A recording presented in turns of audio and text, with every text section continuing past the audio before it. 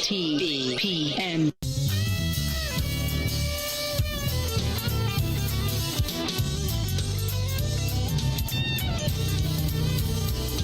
I'm so glad that the Lord keeps on blessing. Y'all, I must say, every day He's making a way. Ooh, keep on blessing me. Blessed in the city, blessed in the field, even when you come and go.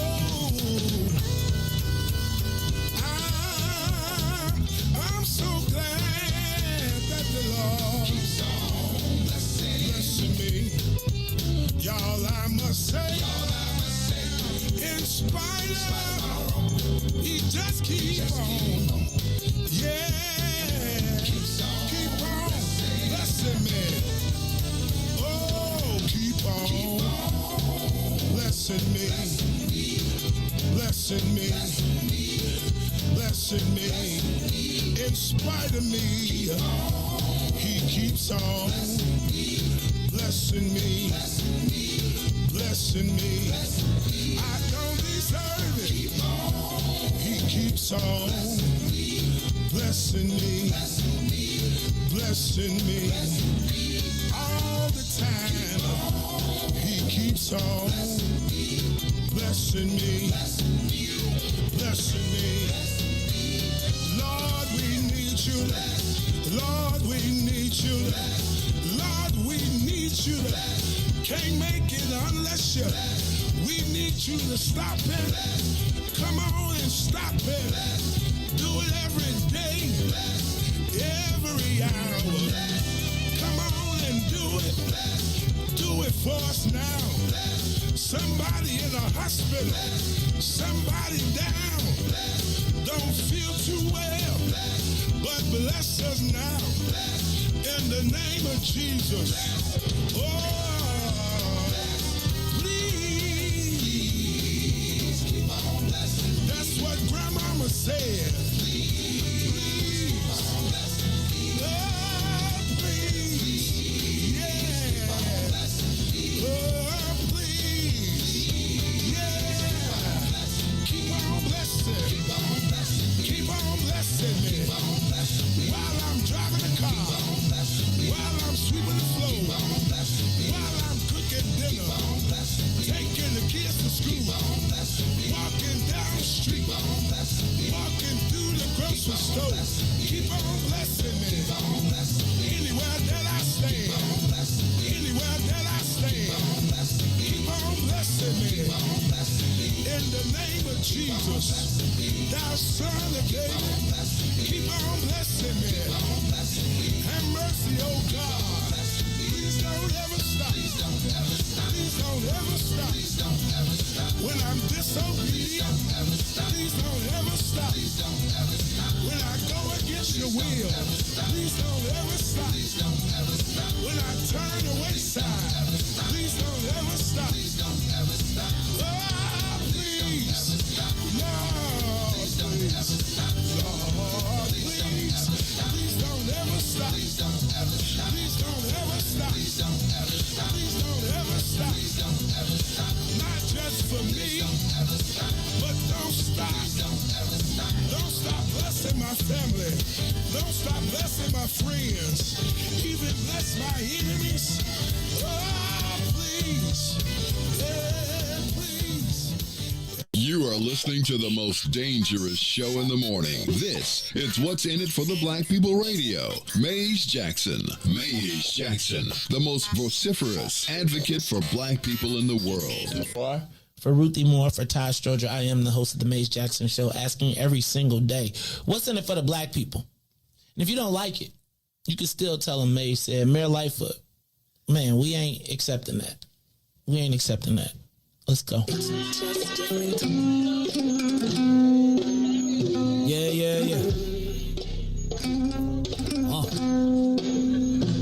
Let's get down to business and go ahead and address the facts, man. Lightfoot seems more lesbian than black. Rahm Emanuel's another case. He was just as tired. 50 closed schools left much to be desired. Police had Anjanette naked on that body cam. They suppressed the footage so it couldn't touch a lot of hands. Reminds me of that 16 shots in that cover-up. Both of them similar, so I went and dug it up. George Floyd killed, a lot of riots happened in the town. Southside burned and they wouldn't let them bridges down. Grandmother sick, need a prescription and plus a couple groceries. You gon' have to travel just to get it now. COVID-19 out here shutting all the business down. Not enough SBA loans to even give around. So many failed businesses that you can put them in the pile. If you don't survive the pandemic, it's gonna sit you down. We sing, dance, play ball, entertain, and crack jokes. Government infested black neighborhoods with crack smoke. System that milked us so bad we got lactose. Still trying to find out what's in it for us black folks. We sing, dance, play ball, entertain, and crack jokes. Government infested black neighborhoods with crack smoke. System that milked us so bad we got lactose. Still trying to find out what's in it for us black folks. Shout out to Willie Wilson, hope one day you get to send it. We need some different players in the game to handle business. Too many shady characters like Madigan and Blago. But when you really break it down, it's typical Chicago. City full of gangsters, it's what the land was built on. Same streets with hood legends, DNA get spilled on. Carjackers out here lurking, trying to get they steal on. Looking for a block to put them Hellcat wheels on. Lenders give bogus appraisals a red line. Car crackers out here getting minimal fair time. And I'm concealed carry, I stay with the pipe. But Illinois gun laws giving minimal rights. Stay up on the swivel, make sure I'm moving tight. Check all of my mirrors when I pull up to the light. Pick my homie up from out of town, man, he caught a flight. He was hella nervous, told him, shorty, this a way of life. We sing, dance, play ball, entertain, and crack jokes. Government infested black neighborhoods with crack smoke. System that milked us so bad, we got lactose. Still trying to find out what's in it for us black folks. We sing, dance, play ball, entertain, and crack jokes. Government infested black neighborhoods with crack smoke. System that milked us so bad, we got lactose. Still trying to find out what's in it for us black folks.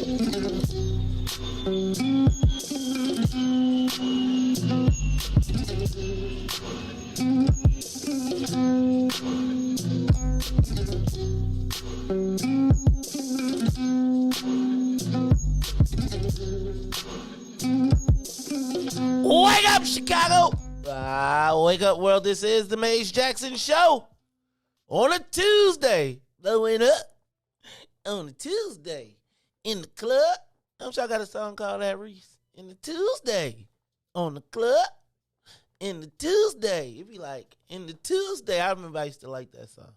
Tuesday night used to be like, actually, Riis, before y'all messed it all up. It used to be like really almost the best night of the week for the other week.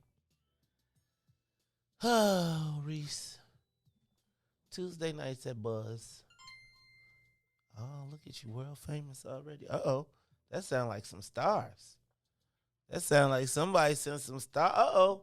We must got the bling on. Uh-oh. Let me turn my computer down. Thank you to somebody who sent some stars, though.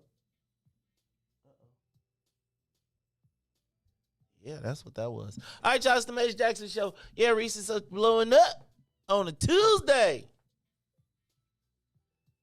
Riis, it used to be like you used to save up your sleep. You wouldn't go out on Saturday because you knew you was going out on Tuesday. Hey, man.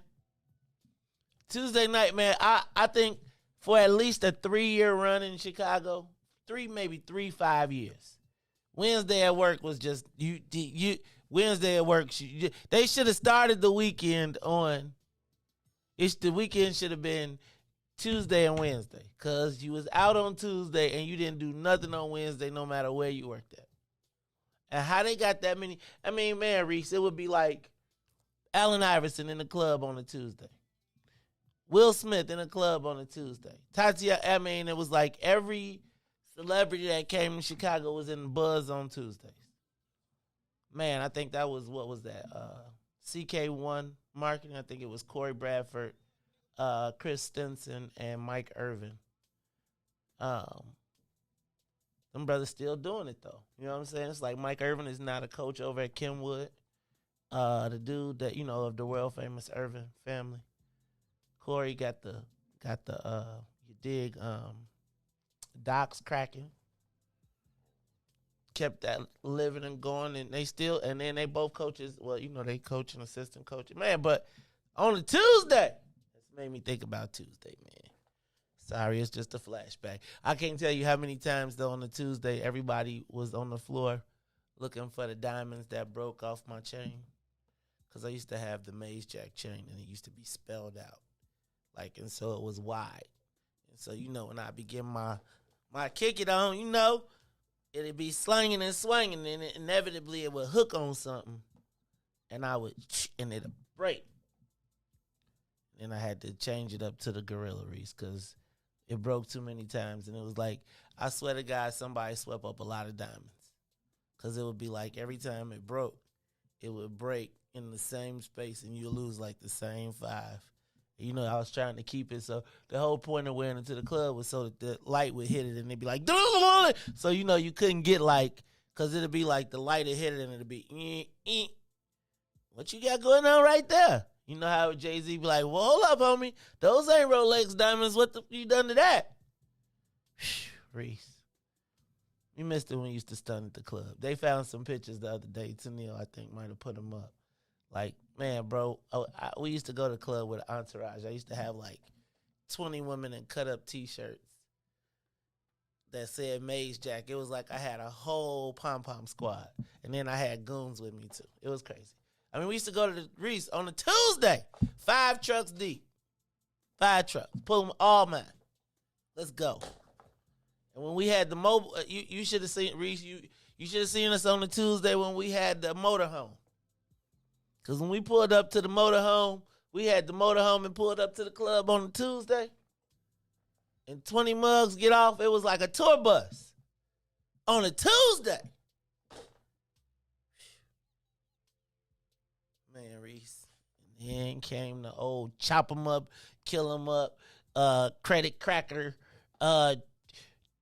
smoke on the video on house arrest, Chief Keefers. And down goes on a Tuesday.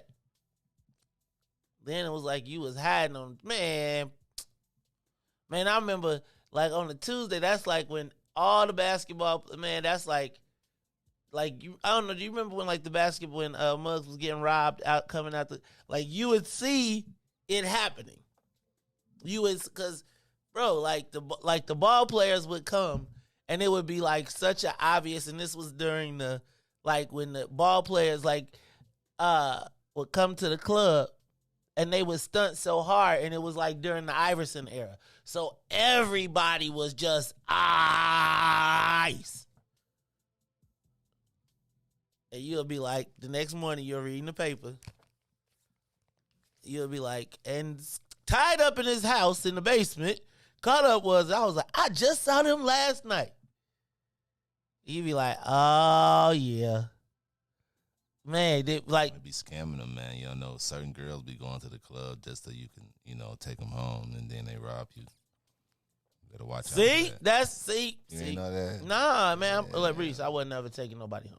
But I'm just saying, like a girl that, Oh no, Riis, like, yeah, I know. Out of my league, and she not let me. She didn't see you. She didn't checked you out, swiped your black card. Like, she like, yeah, we got one. You didn't got real drunk, and then follow. Yeah, man, you gotta watch out for that, man.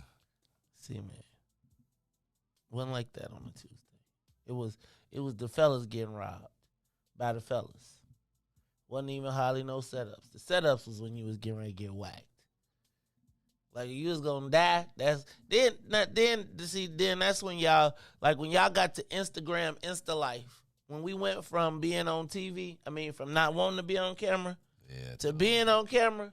That's when everything kind of changed up, Riis. You ain't take pictures. You like, oh. I don't want nobody knowing. Riis, I remember Tennille, I remember the first time that the advertising for the video phone came out. And the whole commercial was about a girl seeing her girlfriend's boyfriend at the club. And she recorded it and sent it to her. And it was like, I promise you, I know I've said this before, but the world should have stopped at the two-way. Like the technology should have stopped at the two-way pager.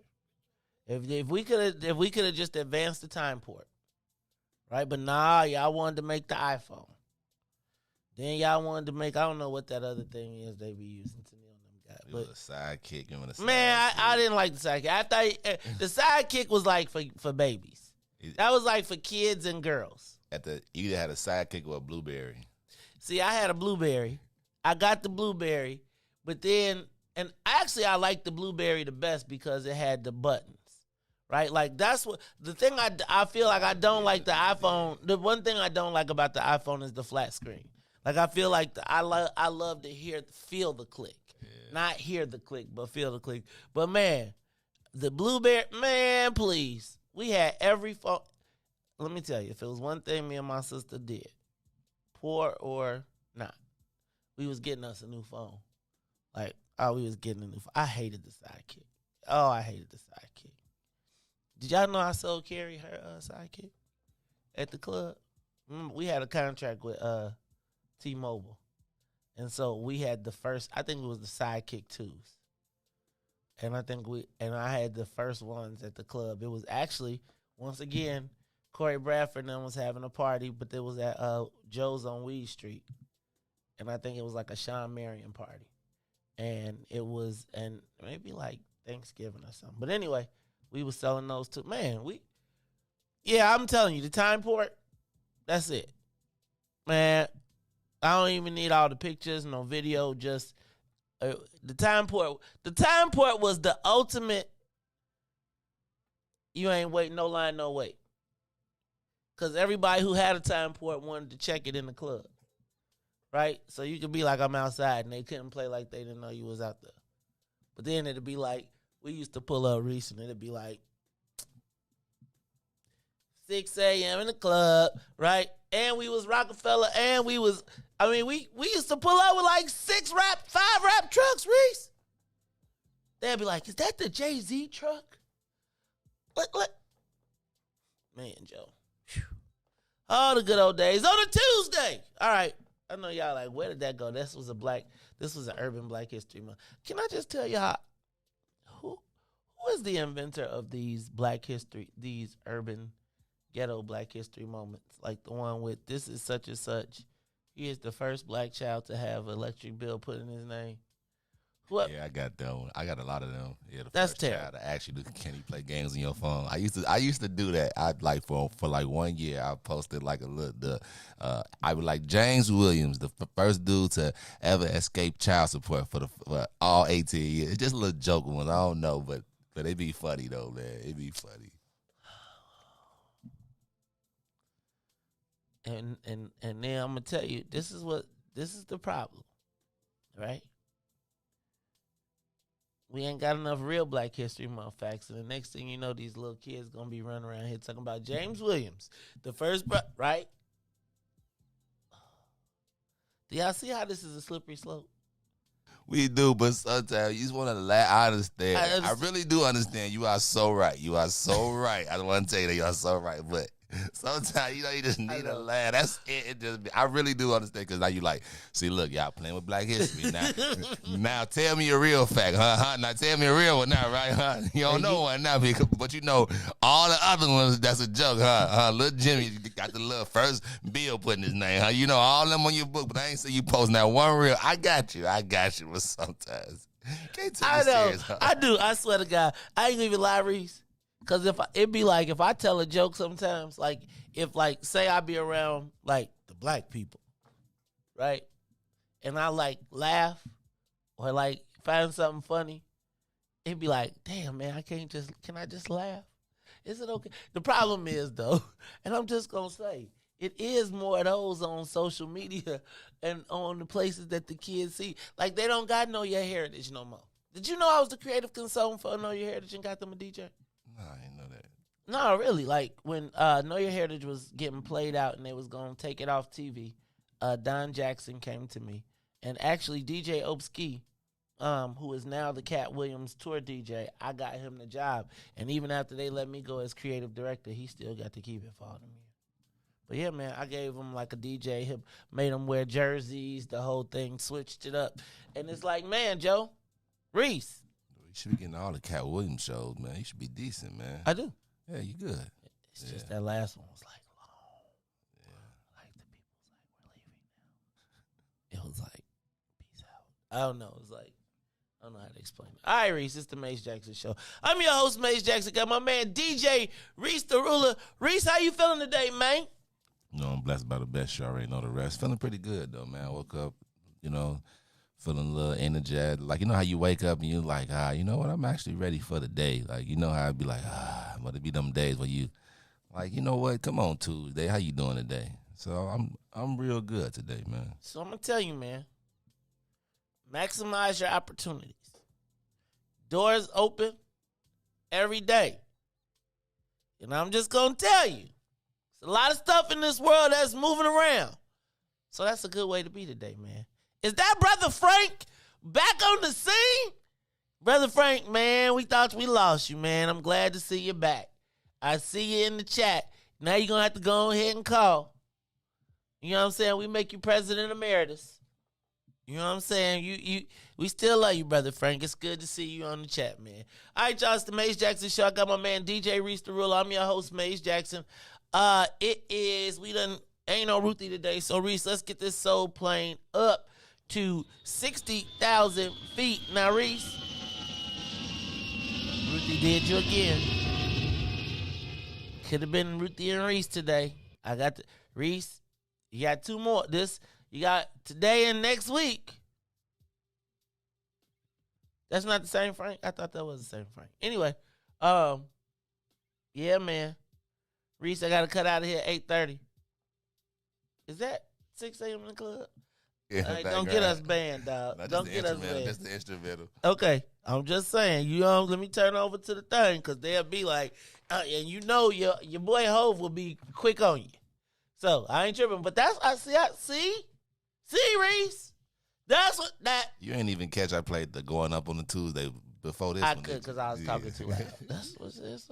See, play the karaoke version. There you go. Right then we'll be all right.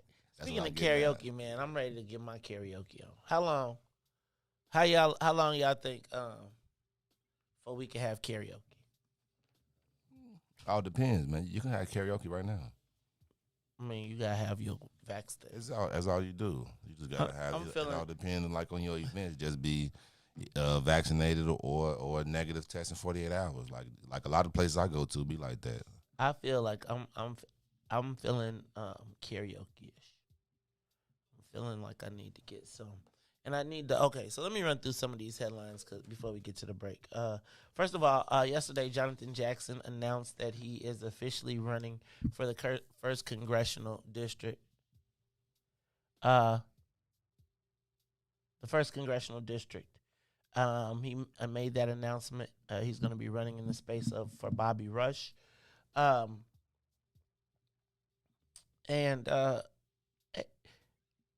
think I was thinking about this is going to be a proxy war of legacies. The legacy of Jesse Jackson versus the legacy of Bobby Rush. Who will win? One, the other, or neither?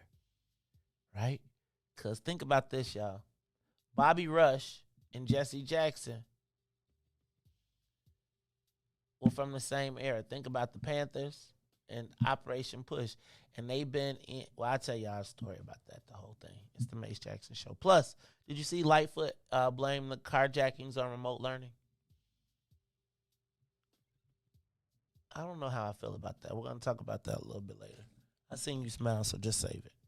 Also, the mayor's resorting to Robert's Rules of Order now. She cannot win in committee. Her COPA pick is not going to be able to get out of committee, so she's going to push it to vote on the floor. But I do think it's just another sign of the city council is truly bucking the mayor. The mask rules are creating drama. Man, these white folks is like, did you see what the judge said? We ain't wearing no masks in Naperville. I'm like, I don't know that I feel like the mask is such a violation of your freedoms. But I'm going to tell you, white people with these masks are sneaky. My son plays AAU, and like the white people put the mask on like to get in and be like, man, F your rules. They be like, they come in with the mask on to get in the door, and then as soon as they get in, they pull it all the way down. And I be like, Riis, I be kind of loud. So then, I start making a perimeter. Like, I go get me a seat, and then I spread out. Like, I sit in the corner, I put my bag here, I put my coat here, I lean like this. So it's like kind of like a perimeter around me. And like when the white people, like if a white person come sit by me and they do the mask trick, I be getting up and I be doing the disgusted white people look at them. Like, you know how white people look at black people when they just be like, oh. I do the same thing. They be like, who does he think he is? I'll be like, oh, I'm just disgusted. All right, today, man, or yesterday, my boy Patrick Daley Thompson, federal court. I'm nervous, man. Be interesting to see. They say this is the first time. They're trying to make this history, man. They said that it's historical because it's the first time that a Daley has ever been on trial. So we're going to have to watch that. Lovie Smith, hired as the head coach of the Texans. You think that was like a gimme? You know it. Riis, I think they gonna have. Wait, let me ask a question. They gonna let Deshaun Watson back now? I think they thinking about trading him. They've been talking that smack, but you know, I think they like to just teach a Negro. But they got it, so they got to do something. Like, they got to give. Like, so it's a good and a bad. I don't know if we're talking about it, like, later, but it's a good and a bad. So it's good because, black coaches are actually fired a year faster than white coaches. So, but because of what's going on, what Brian Flores did, you know, it kind of opened up the gate. He was not even a candidate. Now, all of a sudden, they actually interviewed Flores twice. So, but he didn't put a lawsuit on them. So he like, whoa. Before what you mean we don't hire black coaches around here? Boom, they hire him. And now they're like, okay, but so now here's the good. The good is because of what he's doing, I think they're going to actually give Lovey a chance. So expect to see Lovey the head coach of that for a while. Like you know how they probably give like a black coach 2 years, 2.5. You can probably see him there for at least 4 to 5, like depending on how he structures the team. So yeah, I feel like the Texans have proven that they are willing to sacrifice it all. But I feel like when I see the black coach, and now I'm starting to notice a pattern, Riis, is that when there's a black coach, and they give them the time, it is the time when they're trying to tank. it's like the rebuild. Right. Like you get the rebuild time. So it's like we'll accept your losses and then we can bounce you out because you've ruined your record. My thing with the coaches is when they take these teams that's in a rebuild is like you put yourself in a hole, like a coaching hole. Yeah, your record. Right. And then it's like after a certain point, if you keep taking all of the last place teams, you build the team for the next white coach that takes over. Right, because you take all the L's, you get all the top draft picks and all of the drafts, and then you move up, and then you be like, but he couldn't manage. And the next year they go to the playoffs. Right, and 2 years later, and that was how I felt really about Golden State. You know, I know that's a different sport, but I felt like Mark Jackson built them up, and then they came around and just said, Steve Kerr, you know, you ain't got no coaching experience. There you go. He's the greatest coach ever, you know, like. So that's how it usually is, but I think it's going to be good. As long as Lovie Smith can win some games, I think that he can actually be there for a while. And, you know, they trying. And then you see how Mike Tomlin is the only black head coach there. And, like, now they trying to add, you know, like Ron Rivera. They trying to add, like, minorities. But now it's like people of color. You know what well, I'm saying? see, he even said that, like, because they trying to run the numbers up. Yeah, right. But you see how you are aware of that now, though? They try to. You see how you pay attention? Like your eyes open to it now, Riis, because it be so stark. Let me ask you a question. No, I ain't going to ask because I'll be in trouble. I'm going to ask that question. All right. Oh, but I feel somebody did say Lovey had a lot of chances in Chicago. I feel like, though, Lovey got fired on a winning season, and he went to the Super Bowl. He got fired on the 10-6 season. Hey, they only missed the playoffs because of like a win-win percentage of power, but like he had a 10-6 season. Like, how do you fire someone with a 10-6 season? Because we felt like we couldn't get over it. They was looking for that Phil Jackson moment, right? The moment where you know how Phil Jackson, like the Bears was like, because man, during the Lovey era, that damn defense, boy, woo, Jesus. No matter what, even if we had bad season, they still defense. good. That defense. Man, remember Lance Briggs? How did? Okay. But I'm proud of him though. It's good to see and he had a long chance in Illinois too. Yeah. Oh yeah, he did good. And but that's why I said, man, sometimes it's 2022. I know we want to always go. Yeah, man, don't do it. You know, we can't. Sometimes the course will handle it. Like, because of what he did, I guarantee that has to do something. No, I think it is. I just think it sounds, but it's going to be tainted. It's like the asterisk, right? Like, they're going to asterisk like until it becomes normalized. I do. Now, I want to talk about that, though, because the NFL met with the civil rights leaders prior to, did you notice it ain't like nobody civil rights talking about this Brian Flores case before the Super Bowl? Because everybody want to get, because like all the civil rights activist leaders, I bet you they be in the skybox at the game. Oh yeah, I bet you they be at the Playboy for party. sure. Like you don't have to let us there. You know, blacks. We We gonna meet. We gonna meet at the Super Bowl. We gonna meet. At Our the meetings will be during Super Bowl weekend. We will host it. Man, Charlie. You know it. So then, see, that's why I said, should I be boycotting the Super Bowl? Nah, if not, then I'm thinking, Riis, I might have some chips and dip for the Super Bowl. I was thinking about having chips and dip for the Super Bowl.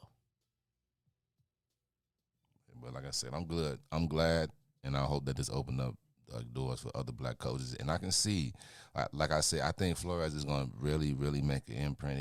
He might not get a coaching job, or maybe he get one, but he ain't getting one. He going to HBCU, dog. They gonna pay him. He get paid. But he going to HBCU. Like I'm saying, like right now, like the HBCUs. I promise you, Joe. If them dudes was. If they was, yeah, man, they could take their they could go take their talents to HBCUs, and you can have all the shorties at the. And that's how you really get their attention. You don't want to do that. Because you'll come there, man. You'll be like, okay. And now, if I know I got NFL players or NFL coaches that like now at like Grambling State and all these other places, like 80% of the league is black. So now I bring it back there, and man, they don't like you messing with their money. Now the sponsorships and stuff is going to what schools now? Hey man, I want me a Jackson State hat just because it say Jackson. They'd be like, I'm gonna lie and tell my son that that's the school we helped build for the HBCUs. Hey, no, I'm gonna tell you, the cheapest Super Bowl ticket is $5,300. I bet you. Really, if I had the time to go to LA this weekend, I bet you I could get in the Super Bowl for $500, and decent seats too. And I bet if I spend $1,000, I bet you I'll be real good and close. Don't play. I'm an expert. You know that, right? I am an expert entry maker. All right, hey, Riis, don't tell Toy. Okay? Whatever you do, do not tell Toy Norwood, because she ain't going to know what to do with herself. Spirit and Frontier are looking to merge. She won't even have to make no choices. It's the same to me, yeah. Spirit and Frontier. Hold on. Frontier is trying to buy Spirit for $2.9 billion. I feel like, dag, I could buy Spirit then if it's only $2.9 billion. I'm not saying I got $2.9 billion. But I do feel like the way they be tossing around billions and stuff, like, Riis, $2.9 billion, they are selling. They selling them. Let me see what else I got on there. Oh, yeah, I talked about. So, Riis, who the people they send to negotiate with the NFL? The NFL is meeting with civil rights leaders as we speak to discuss the Brian Flores situation. You notice there's been no talk of protest, no boycott the NFL. I think I'm having chips and dip, man, because I told y'all not finna be having me out here sitting at the house while y'all cheering, and I can't get no chips and dip. So let me tell you who's in charge of negotiating with the NFL. Can you name the people? Can you guess? Roger Goodell is meeting with civil rights leaders. Who are these civil rights leaders, Riis?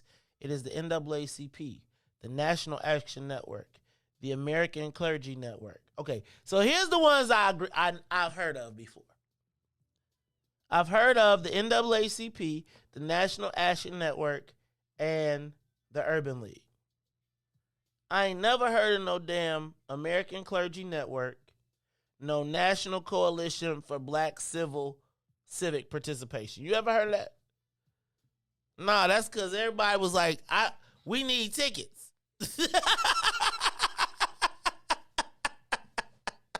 I'm telling you, Riis, they have, for the Super Bowl, they have a box set aside for mad Negroes who could create a problem. And let me tell you, they're going to be eating chips and dip, and Roger Goodell's going to stop by. He's going to be like, look, guys, we can continue these commercials. We can continue this conversation after the Super Bowl. Want to come to the owners' meetings? Meanwhile, y'all trying to tell me I can't get no chips and dip. All right. Look, y'all, it's the Mace Jackson Show. We got to take a quick break, and when we come back, we will ask the social media question of the week. Not of the week, of the day. All right, y'all. We'll be back. It's the Mace Jackson Show. The Mace Jackson Show will be back after this break. This is Monster Get your savings coupon from participating Great Clip salons and save 20% on select tickets. See savings coupon for restrictions and details. Coming to Allstate Arena February 25th through 27th. And now, traffic and weather. Yo, who said devotion had to be sad? Yo, check this out. The Lord is my shepherd, and I want. He's making me to lie down in green pastures. He leads me beside the still waters. He restores my soul. God's gonna turn it around. Come all the way with me. Good morning. What's in it for the Black People Media family? The time is now 6:41 a.m. I'm Riis the Ruler with your Chicagoland area sports traffic and weather update. In sports, the Chicago Bulls at home on a back-to-back taking on the Phoenix Suns last night. They tried to make a late run in the fourth quarter, but it wasn't enough as they fall short 127 to 124. Let's head over to traffic on the Kennedy. O'Hare to the Loop is 27 minutes. Outbound to O'Hare is 16 on the Edens. From Deerfield to the Exchange will be 33 minutes. Exchange back out to Deerfield, 25. On the Eisenhower, Thorndale to the Loop will be 36 minutes. Back out to Thorndale, 29 minutes. While on the Stevenson from I-355 to the Dan Ryan will be 36 minutes. Outbound, 32. To Bishop Ford, 42 minutes from I-80 to the Dan Ryan and 28 minutes to I-80. While the Dan Ryan, there's an accident, so it's 27 minutes to the Loop, 13 minutes to 95th. DuSable Lakeshore Drive is 7 minutes south and 8 minutes north. Today's weather, it is currently 19 degrees and mostly cloudy. Today will be a high of 37 and a low of 18. I'm Riis the Ruler. Happy Tuesday here on The Mace Jackson Show. Oh, yeah. Oh, yeah. Come all the way with me. Don't leave me now. Come all the way with me. Oh, please.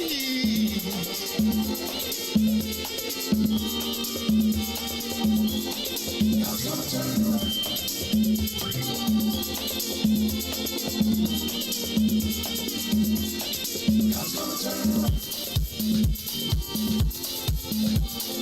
You are listening to the Mace Jackson Show. I'm your host, Mace Jackson. Got my man DJ Riis, the Ruler, in the building. And y'all, it is a little bit past 6:30, so I got to welcome the Saints in from WBGX 1570 AM. I'm your host, Mace Jackson. We want to tell the Saints thank you for joining us every day on 1570 AM WBGX from 6:30 AM to 8 AM. The Saints get here at 6:30. Now, the Sinners get here at 6, and they stay till 9 because they need just a little bit more work. They need just a little bit more blessing. But I want to thank everybody that tunes in with us, whether you're on the radio, 1570 AM, WBGX, Big Gospel Express, or you are watching us on Facebook, YouTube, Twitter, or Twitch. I'm going to go find me some more stuff to put it on, too. It's the Mace Jackson Show. And I'm going to tell you, shout out to Church Chicago. Shout out to Pastor Terrence Keys, Angie Mims, and Terrence Daniels. If it ain't one thing we need, I need them to sing in my gospel brunch. I decided I want to have me a gospel brunch. That'd be dope, man. You know what I mean? I want to put like a quartet on the stage, and I want to have nice little breakfast. And, you know what I'm saying? I want some praise and worship. I don't want no sermon. And 40%, don't forget. Oh, no, 40%. But look, we can put it in the cost of your plate. We can have after church, we can have church brunch. And then God could turn it around and around and around. And you know what I'm saying? I want them to be, but they got to say, y'all ain't ready for Mace Jackson. I was just thinking, like, could you imagine Sunday morning fellowship, gaming in God? I'm not touching that. You gotta have, I'm saying, God, games, and a vape. Hey, man. Yo, come get him right now. God could turn it around. I'm telling you, get you closer to God. Get him right now. Reach out and touch somebody's hand. Make this world a better place if you can. All right, y'all. It is the Maze Jackson Show. I'm just telling you. God gaming it. You know, you can have a outdoor. You know what I'm saying? Y'all could go get closer to God in the chair. We got an air out section. Pop in a little Febreze. You know what I'm saying? Shout out to Miko. She bought the air purifiers. Make it all good, man. It's the Maze Jackson Show. I'm just, hey, man. If it ain't one thing we need, God gonna turn it around. All right, y'all. It's the Maze Jackson Show. I'm your host, Maze Jackson. Got my man, DJ Riis the Ruler. Hey, Riis, give me the big voice, man, because I'm ready to do my thing today. I'm ready to do my thing. You got it? Let's go. It's time for the social media question of the day. Is remote learning responsible for the carjacking surge? Riis, open up the phone lines because I want to know what's up. So, in case you did, PR? huh? Who's her PR? Like this shit, like she just said. So let me lay this down, and then I'm gonna ask you because I know you have opinions. But yesterday in the press conference, Mayor Lori Lightfoot did not insinuate. She said that she connected the surge in carjackings in the city of Chicago to remote learning. So she said that the carjackings spiked, and we've seen a surge in carjacking, and it was directly correlated to kids being put out of school, or not being put out of school, but having to go into remote learning. Now, Riis, to your point, the paper said that data shows that violent crime and carjackings were up 68% 2 weeks before the pandemic was declared. That violent crime was up already spiking prior to the pandemic. But the mayor and Superintendent Brown insist that the carjackings are tied to kids staying home and remote learning. CTU immediately responded back and said that the mayor owes every child who has been traumatized by the COVID process an apology, and to suggest that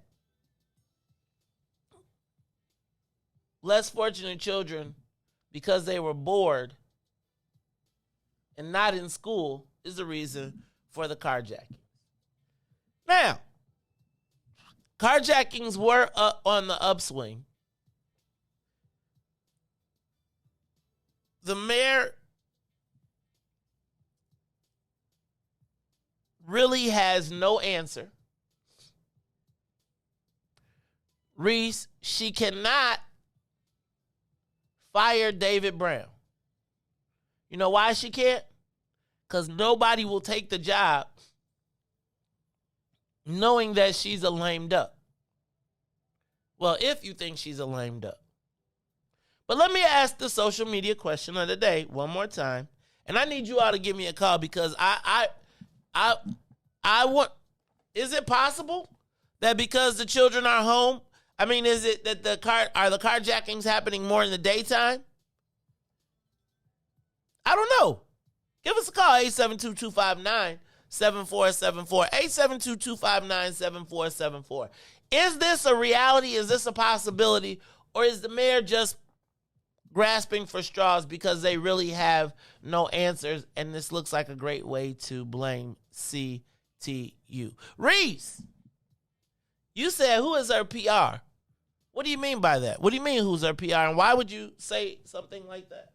Like, first of all, you just said 2 weeks before So you didn't even do like the research to see if it was a spike in it. Like I could have said you saw a spike in it, but the fact that it was 68% higher before, like you just like grasping at straws. You just say like anything. I don't even know, like that didn't even make sense. Like, and then why would you blame it on e-learning? Like, so it was either that or what? It's like you just force kids to just like go to school during like the pandemic. Like that makes no sense at all. But that's our met, man. It's your girl. That's our met. That's your girl. It's your man. You always be talking Tyler, about you give know everybody a chance. That's y'all, man. I forgot. My address don't even say it's still in Chicago, though. You're right. That's y'all, man. You be tripping, Riis.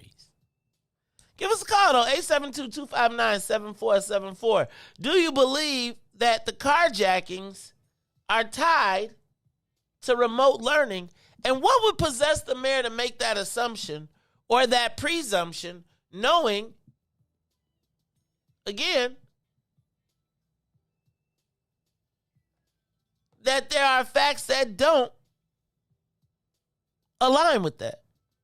Riis, I feel like the mayor gets to say anything and she feel like ain't nobody checked on no lies she done told. So she be like, well, I got away with that one. They didn't say nothing about this one. And I just completely feel like we are being... Like, is there anyone even at the helm? Is there any crime-fighting strategy? Are we all on our own?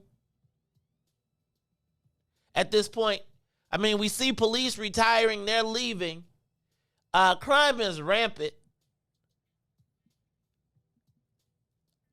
And then I think the mayor is also saying that because so many of the carjackers are young people. So let me ask the question. Should the young people be locked up? If you carjack, what should happen to you? You should definitely do like some juvenile time. There's no way. Do they still have the Audi home? I think they do. Remember when everybody used to be scared to go to the Audi home? They do boot camp and stuff now. They do a lot of boot camp. So, yeah, you do like 6 months of boot camp and stuff like that. It's weird, but yeah. But they need a consequence other than being 16 and just your mama come get you and you just go home. Wait a minute, Riis. You didn't know that? No, Riis, I'm saying you sound like you're trying to be tough on crime. What happened to criminal justice reform, dude? What you mean tough on crime? You commit a crime, you go to jail. Like, that's what I'm... Hey, man, wait. What are you talking about? You get a crime, you go to jail. That's not... What are you talking about, dude? Yeah, but that's why we are where we are right now. You commit a crime, you go to jail. Stop saying free Pookie and you know that he sings 16 Dead Ops. Stop doing that, black people. We gotta stop that. Riis, man, you really are a Trumpster. You don't think that kids should just they should get a second chance? A second chance to go out there and steal another car? They could be rehabilitated. So how can you be rehabilitated if you stole a car and your mama come pick you up from the station 6 hours later and you go home? At what point you gonna get a whooping? Maybe they don't whoop kids not no more. They don't whoop kids. Man, you ain't. They don't be like, man, don't let me stay in here. They don't. I remember when I was like, let me stay in. I'll just wait. I just waited out till I get some bail. Until I get my bail. I'm waiting. They can't hold you at 16. If you 16, they have to come and get you. Your parents have to come and get you. They can't hold you. They can't talk to you, none of that. Okay, so let me ask you. Do you think that the carjackings do you think that carjackings are partially because of boredom? Like, why are kids carjacking? That wasn't raised correctly. Are we missing? Are we not? Missing that point. Is it like... Yes, I'm not. I'm confused. What do you mean they weren't raised correctly, Riis? What do you mean by that exactly? Who robs cars? Like, you don't know that you don't rob a car. Would your son go out there and rob a car? Do you think that he would rob a car? Your daughter rob a car? He would have his own. But I'm just saying, but still though, would they go rob a car? If he's bored, he's been at home. Like you said, he's bored. Hey man, look man, he just robbed the car. He was bored. Is that okay? You just go and pick them up? I'm just. Are you gonna whoop them? Yes. Yes. Yes, Reese. Yes, I am. And I'm and it's gonna be a bad one too. Yes. And then I'm gonna hand them the telephone. And I'm gonna say, if you'd like to call someone, feel free. But I'm gonna beat the brakes off you till they get here. But parenting did that, so he wouldn't. Like he understands consequences. So he understands when there's no consequences. Like I'm not gonna like most people that like rob a car, but like it's like no guidance in their life. I say that. What kid robs a car? Like who is he hanging around to like rob a car to make that feel okay? Man, you what sound like you sound like the Proud Boys, dude. Oh man, so we okay with people robbing cars and just say that's okay. He's a kid. We just give him a second chance. I mean, you better defund these police. F12. Man, listen, and 10 years later, it started out as a car robbery, like a harmless car robbery, and then it's going to start off as armed robbery, man. Come on, y'all. No. Got to be consequences behind that. Come on. It got to. You don't think it should? Reese, I'm saying, how old are you again? 33. Man, ain't you? I guess my question is, do you want the police or do you not want them? I want the police to do their job. Why wouldn't you have police? In order to not have police, it'd be like complete chaos. It'd be like the purge. I don't think this is an issue of not having the police. I think it's the issue of the police actually doing their job. So, Reese, how do we get to the bottom of these carjackings? Because they cracking. It's cracking, bro. I mean, so what would you advocate? That if you get caught with a carjacker, you get your hand chopped off? No, I mean, are they underage? Uh-huh. No, what if you're 21? You get a hand or... That's GTS, Grand Theft Auto. That's jail. This is not a video game. What are you talking about, man? He's going, Reese, going to jail. I'm confused. Listen, he carjacked you. He stole your car. Okay, it was he forced you and took your car. So, you think these people should go to jail? You don't think they should? Yes. You don't think that they should get a second chance? Like that's what if they did? What if it was? So what if somebody, I'm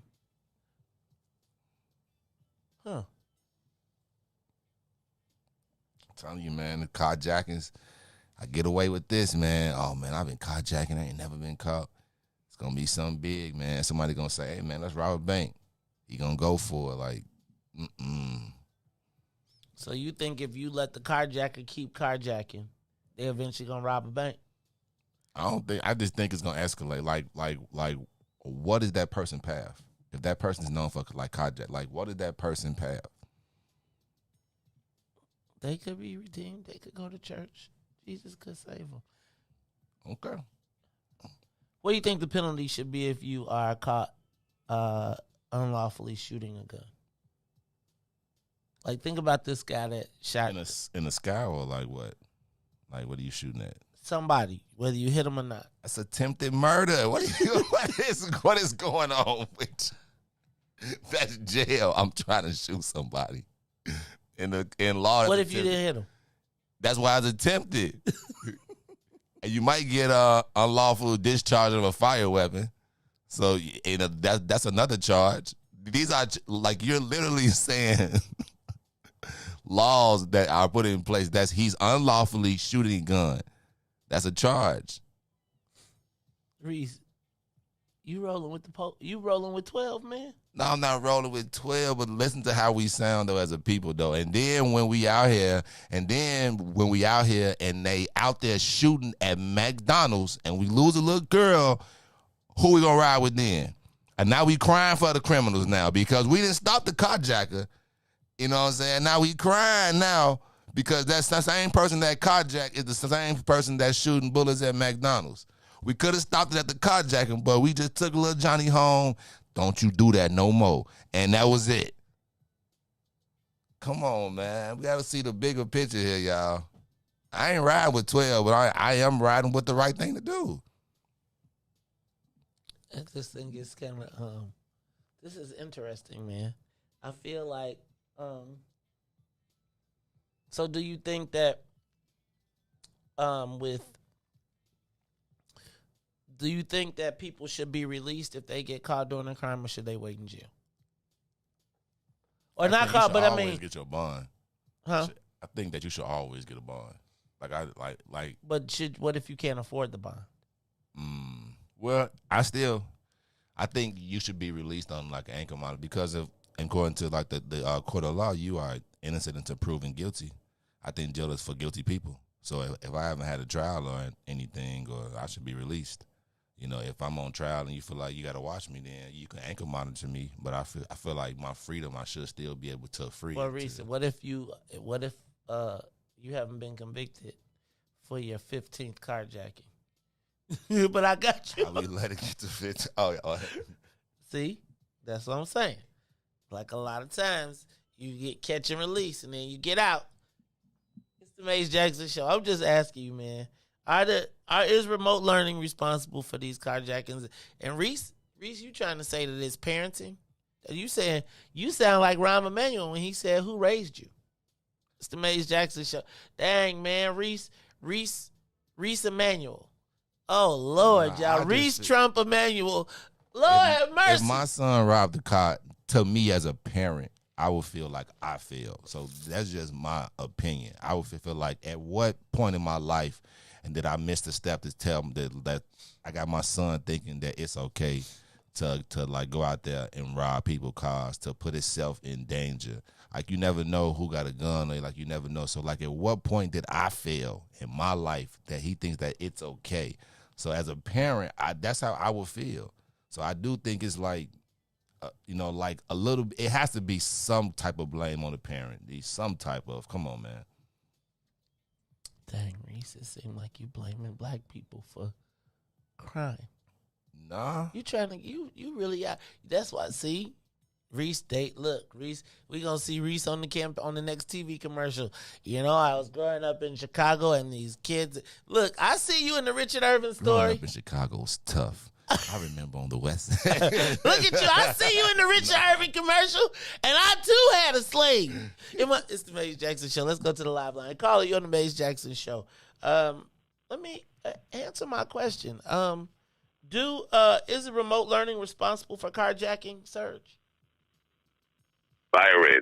Oh no, Byron, the vice president of the phone club. Byron, you and Riis been conspiring, man. You and Riis done had a meeting, and now y'all done been talking about this Republican lock the people up. We don't need to lock people up. We need to defund the police and give them criminal justice reform.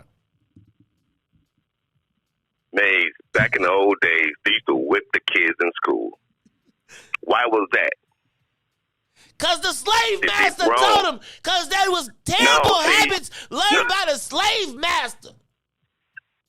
You guys blame every damn thing on other people instead of just looking inside and saying, hey, just like Riis said, the parents fail. And if the parents fail, they should be responsible for the child's action. Somebody's got to be responsible for that action that caused somebody some pain. You can't go around causing people pain without no action. Not pain. Wait. It's pain. It's pain. I'm telling you, if you rob somebody's house, believe me, that person come out to that house, they feel that they've been dehumanized. I'm just telling you, it's a bad feeling. So you guys think that everything is gotta be some money gotta be thrown at it. No, you just got to throw these Negroes in jail and lock their asses up. If you can't cut their hands off and feet off, then that's what we got to do. You see what I'm saying? Riis was right. I really didn't want to say anything this morning because Riis was right on target. Let him take the fall this morning. You know what I'm saying? Because these black folks don't want to live with the truth. The truth is you got to have responsibility for your actions. And if you rob somebody, see, I don't mind having an ankle bracelet for the first time, right? But the second time, you got to be locked up. And you got to have a nice bail. A nice bail. Thousands of dollars. What's a nice bail? If a nice bail is set to make you stay locked up in jail, then is it really a nice bail? Byron, I mean, y'all. Yes. But Byron, what about criminal justice reform? It was a failure. All it does is making us leave the city faster. That's all it's doing. Because anybody with a middle income or have any common sense will try to get their asses out of this city and out of this state. This is a failing state, failing city, and black folks love it because they're supporting the criminals. They are supporting the criminals with that criminal reform. Somebody come in your garage, steal less than $1,000, and all it is a misdemeanor. Come back the next day and clean it out, get everything out. Then go to the next one down the block. But Every Byron, time, less than $1,000, cleaning them out. But Byron, what kind of sense does that make? But Byron, yes, sir. What about the institutional racism and the white people that steal everything from us every day? It's been there since we were born. It's been there since we were born, and you have done well with it and intact. It's been intact since you were born, and yet you have done well. Why is that? I watch CNBC all day. That's what I do. I'm a stock guy. I see black folks on that show making money, doing things, just doing what they gotta do. Institutional racism has been there. Get over it. Get over this racism and blaming white folks and jump up and down every damn thing somebody do something wrong. I'm sick of y'all. But Byron, not you, Maze. Not you. But Byron, I grew up in Bolingbrook, and I had different advantages, and that we had we have a black turf football field. Thank you very much. No, but I feel like Byron is part of the challenge of they present to us the exceptional Negro and say, if he did it, why can't you? But I had maybe some different advantages, or maybe because I was kind of more in proximity to white people, I learned how to code switch a little bit differently. But then I'm not though as authentic. You know what I'm saying? I feel like I could be positioned as a sellout. Maze, I live in the city. I went to Warren High School here in the 8th Ward with the alderman, and I went to the University of Illinois here in Chicago. I got a bachelor's degree in engineering. I also went to IT and got a computer science master's degree in computer science. Okay, Maze, tell me something.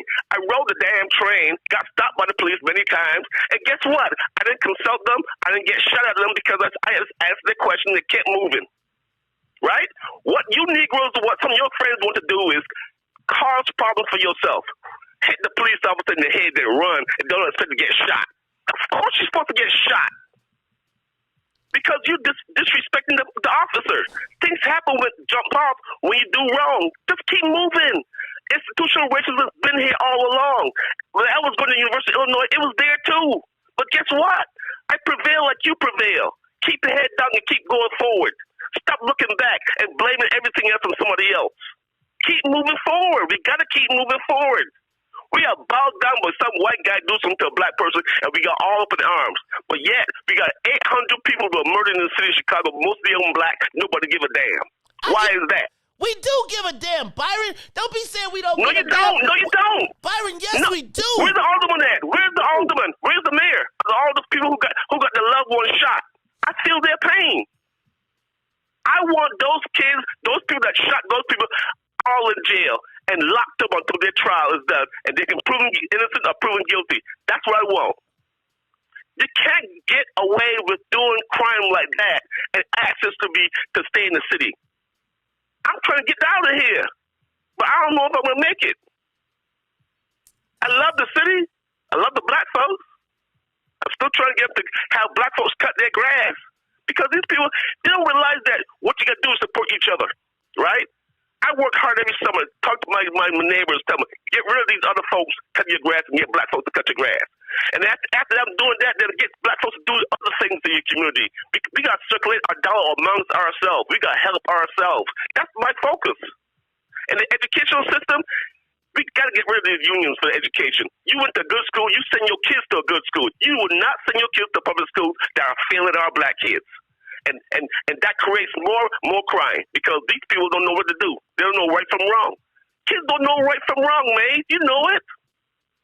How is Your it kid possible? does because he fears you. Your kid fears you. Your kids fear you. I'm telling you, and your wife. They fear you because that's how they were brought up, with fear. Until they get 21, do what they want to do on their own. So I didn't want to call this morning, but Riis was on target. I love it. But when you didn't have Riis, if you go on the campaign trail, I hope Riis fills in sometimes because I want to hear more of Riis.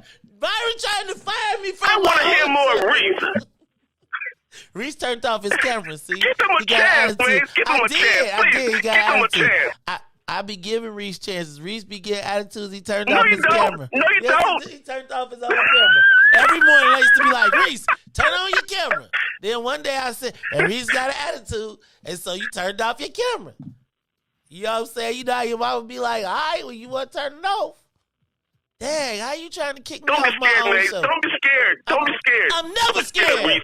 Duh, I'm never Because scared. you know what? What? Maze, I think you're a prodigy. Because I don't know how you can read so much stuff and retain so much stuff and then be able to talk and discuss it. You are a prodigy, and I know it. That's why you're gifted. So you're gifted. People don't realize that. You're gifted. Not everybody's going to be smart like your ass. But you got to not be scared of Riis. I'm not scared. Riis got that voice. Yes, because that voice that Riis got, it's a good voice. I don't even know who this cat is, who Riis is. I just know his name. But his voice does something. It's like, man, it's comforting. And it's so rational and reasonable. And he's young, too. He's not coming for you, Maze. He's not. I'm not worried about Riis coming for me. I'm not worried about that. Now put him on there. You put him on one time, you're not there. You put him on one time and see what your rating is going to do. I'm going to call all my friends and say, hey, send some love letters to Maze. Dang. Look at the Latinos. Look, Da Juan done got the other Juan on his team. Like, you know what? Cut that mic.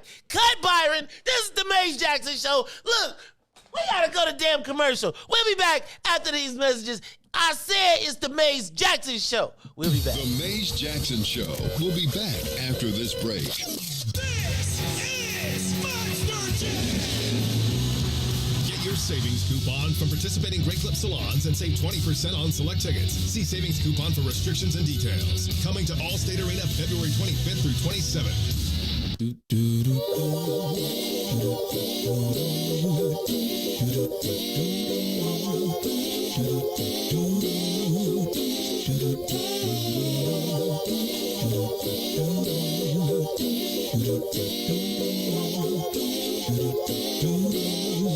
Well, sometimes I go out by myself and I look across the water and I think of all the things what you're doing, and in my head I paint a picture. Well, since I've come home, well, my body's been a mess, and I miss your ginger hair and the way you like to dress. But won't you come on over? Stop making a fool out of me. Why don't you come on over,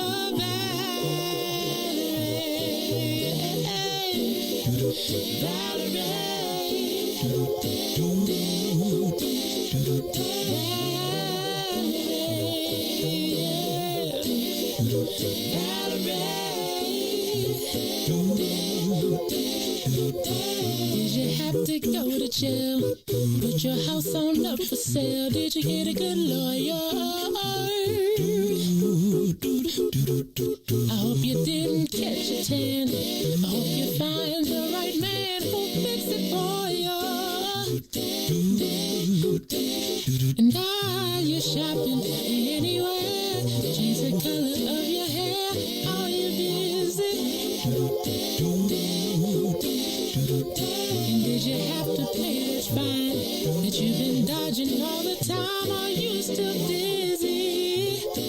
Oh, yeah. Since I've come home, well, my body's been a mess, and I miss your ginger hair and the way you like to dress. Won't you come on over? Oh, stop me.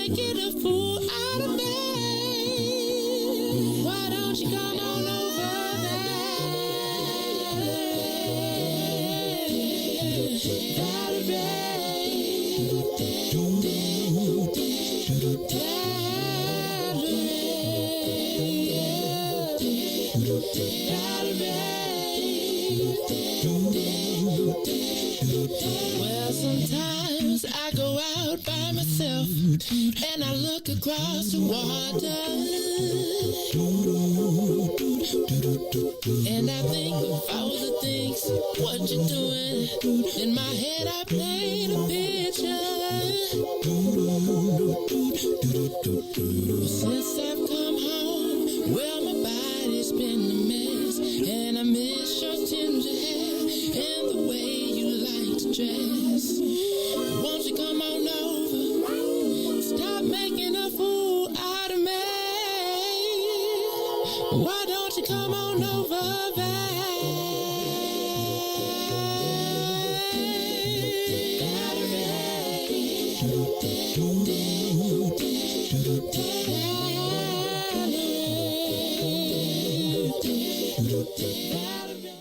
Back to the Maze Jackson Show.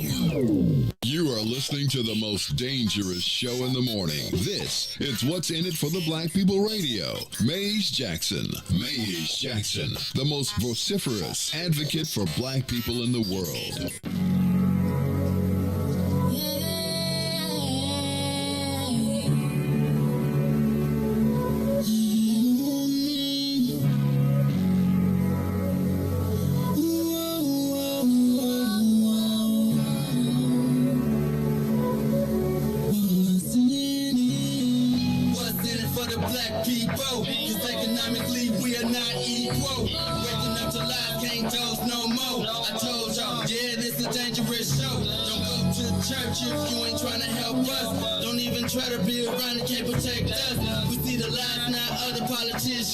We need money and no symbolism. It's Maze and Riis and Ruthie and Ty, explaining how we all come from God, giving us tools to beat the odds. If we united, our movement gon' stop. If they ain't trying to help us, they ain't trying to do nothing. We gotta do something, we gotta stop running. It's time to confront the problem. Really, you expect you oppressed to solve them.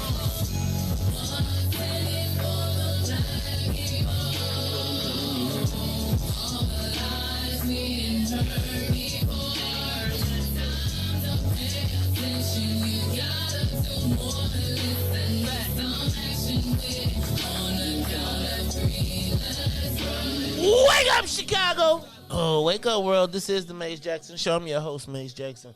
Got my man DJ Riis to rule on the ones and twos. It's the top of the hour. Want to thank everybody that's tuned in. Facebook, YouTube, Twitter, Twitch, as well as WBGX 1570 AM. We were talking before we went to break on the social media question of the day. Is remote learning responsible for carjackings? And the vice president of the phone club, and Reese's new #1 fan. I think you warmed the cockles of Byron's heart, Riis. I think he has a man crush on you. Riis, let Riis have it. Mace, let Riis have it. Mace.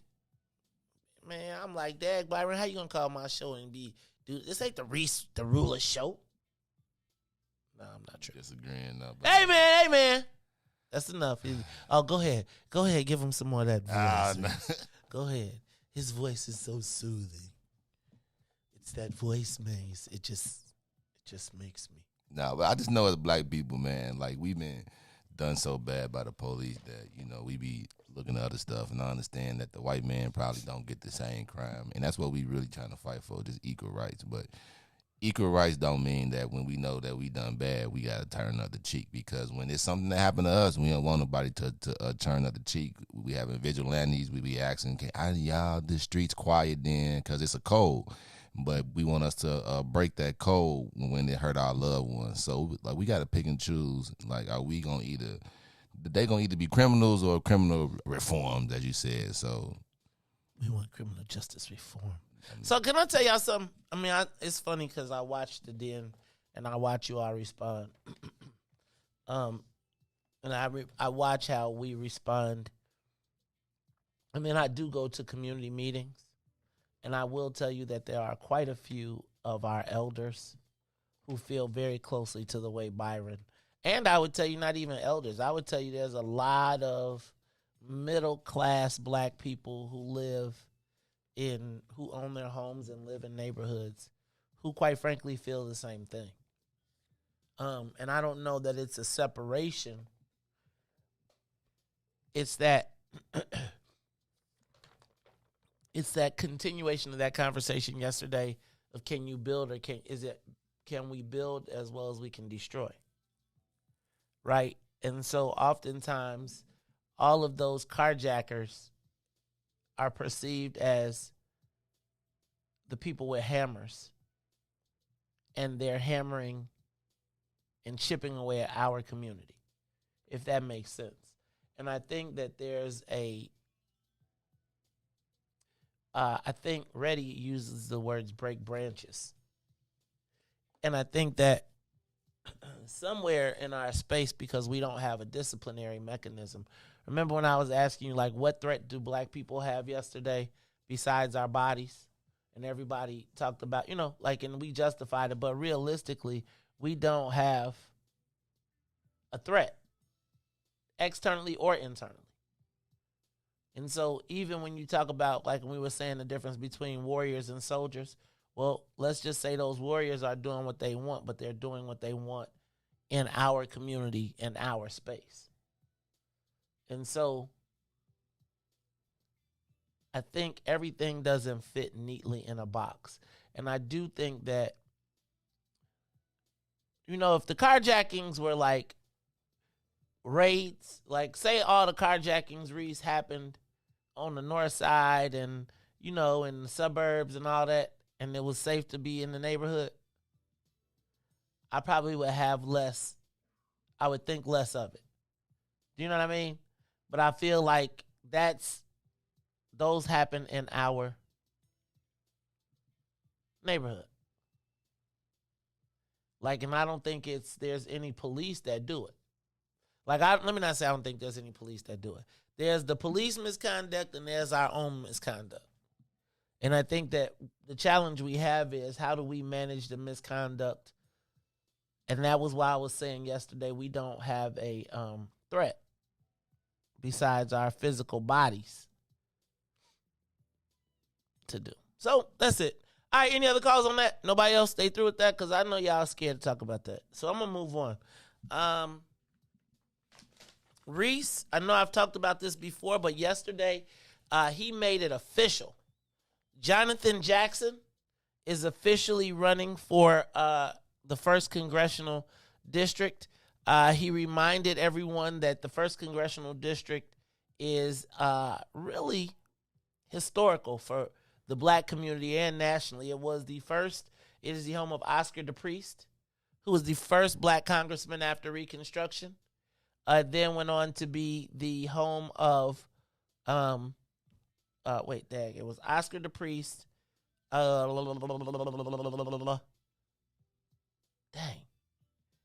Oscar DePriest, Ralph Metcalf, Charlie Hayes, Bill Dawson.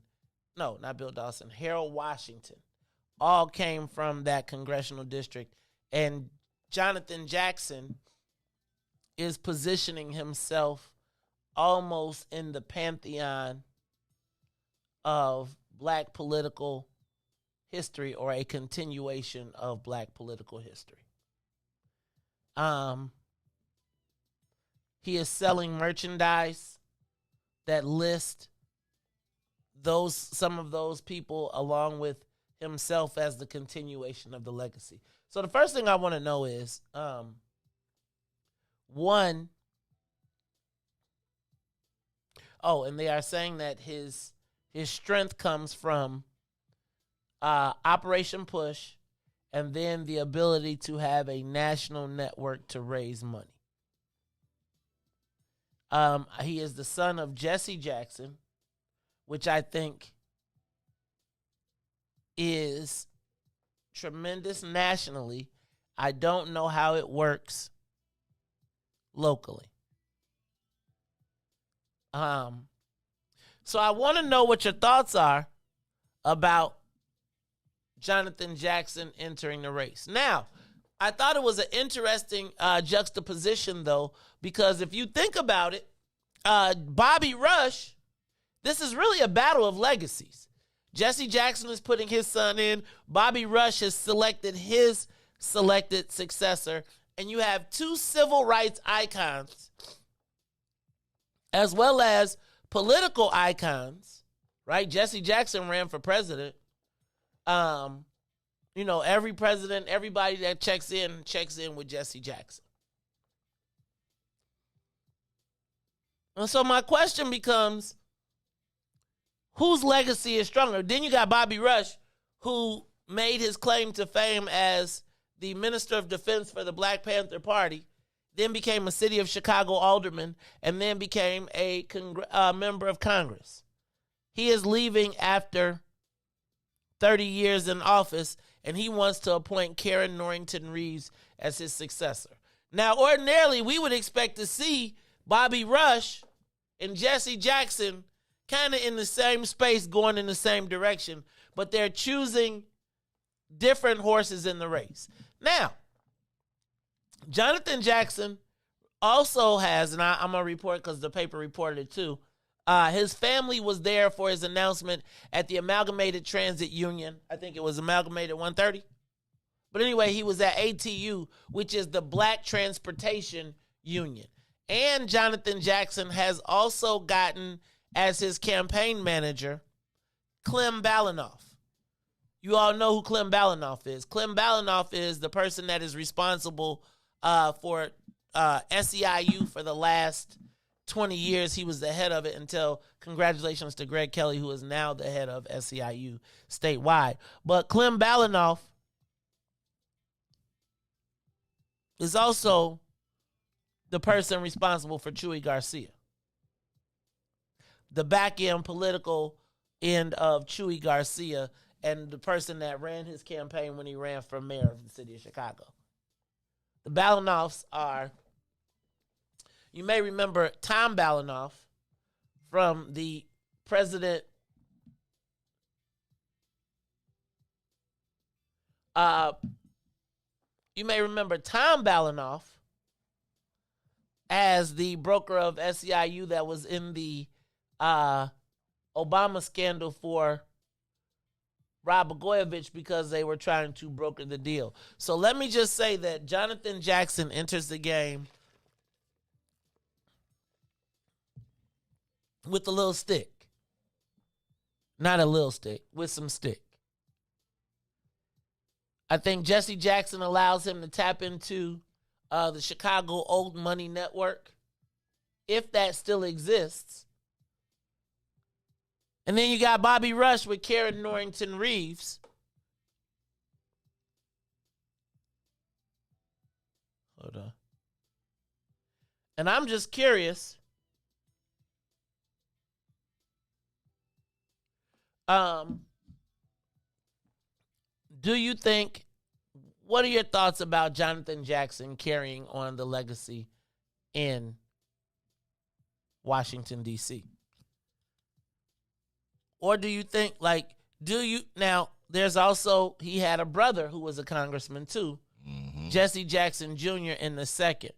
The Jackson name is great in these streets. And so does Jonathan Jackson become the immediate front runner in this race? Didn't Jesse have some legal problems though? But does that, I don't know that legal, I don't know on legal, I don't know that legal issues stop black people from supporting you. You got to be guilty, right? I think black people know the difference between and black. Everybody in black got somebody in their family that done had a challenge, and they don't want that held against them. So I don't know that that's really the case. But you know, they be trying to use it like which Jackson are we going to get? Are we going to get the Jesse Jackson, or you're gonna get Jesse Jackson Jr.? You know how people. Well, he's gonna be like, you're gonna get Jonathan. If it was me, I would be like, you're gonna get Jonathan, and you're gonna get the 20 years of service that you've never seen my name and connected with a scandal. Blah blah blah blah blah blah blah blah blah. I definitely think he moves into the top slot as male voter. Now, let me also be clear: there's 15 people already registered for this race. We also got Jonathan Swain, who has entered into the race, the owner of Kimbark Liquors. But I do think now this becomes first of all, let me ask you a question. whose legacy do you think would be stronger? Like if this is a continuation of the legacy of Jesse Jackson or the continuation of the legacy of Bobby Rush, who takes that? And does the congressional district want a continuation of either of those legacies? Does that make sense? Give us a call, 872-259-7474. 872-259-7474. Jonathan Jackson, in my mind, immediately becomes one of the front runners. I think now this race, the two front runners in this race are going to be Pat Dow and Jonathan Jackson. Now my question becomes, who campaigns? Who has the better apparatus? Who has the better operation? But I also got to ask you, will Bobby Rush's endorsement make a difference in this race at this point?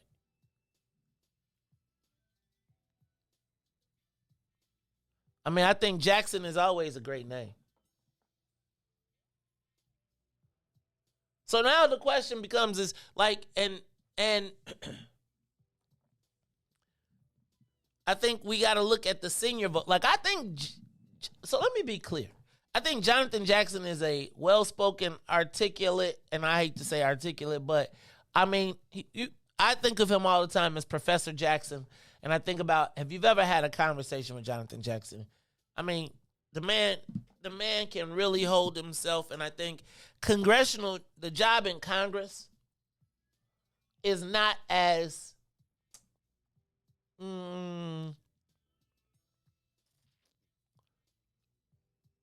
I think it's more it's more of if you're going to be a vocal congressman, I think you got to talk, you got to speak, you got to take the floor, you got to take the stage, right? I think it's a national platform. I think Jonathan Jackson will so let me see who he rolled out. He rolled out initially Clem Balinoff. So that'll probably bring him something like a SEIU relationship. Also, holding that Amalgamated Transit Union, which is one of the biggest black unions.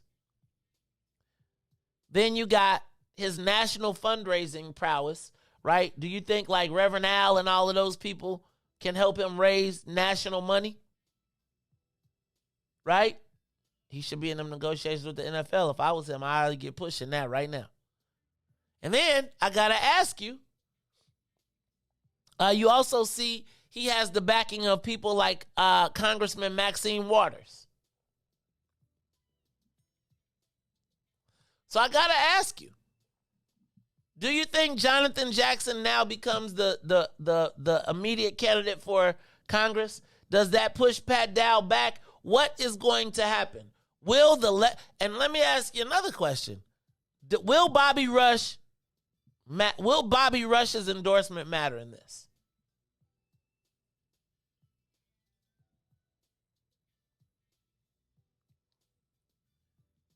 It's the Mace Jackson Show, and I don't know. I don't even think that we're even.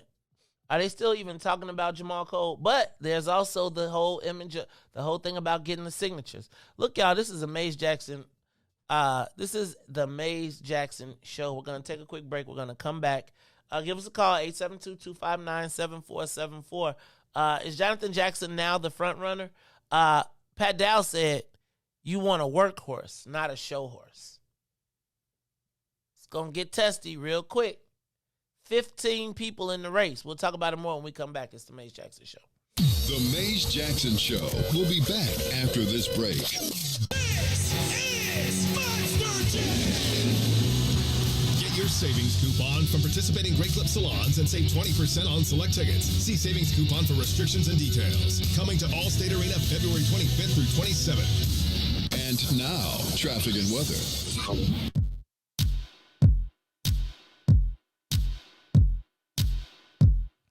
Good morning. What's in it for the Black People Media family? The time is now 7:35 a.m. I'm Reese the Ruler with your Chicagoland area sports, traffic, and weather report. As we head over to sports, the Chicago Bulls fall short last night to the Phoenix Suns late in the fourth quarter, 127-104. 124. Over the traffic now in the Kennedy, O'Hare to the Loop is 55 minutes. Outbound to O'Hare is 20. On the Edens from Deerfield to the Exchange will be 54 minutes. Exchange to Deerfield will be half an hour.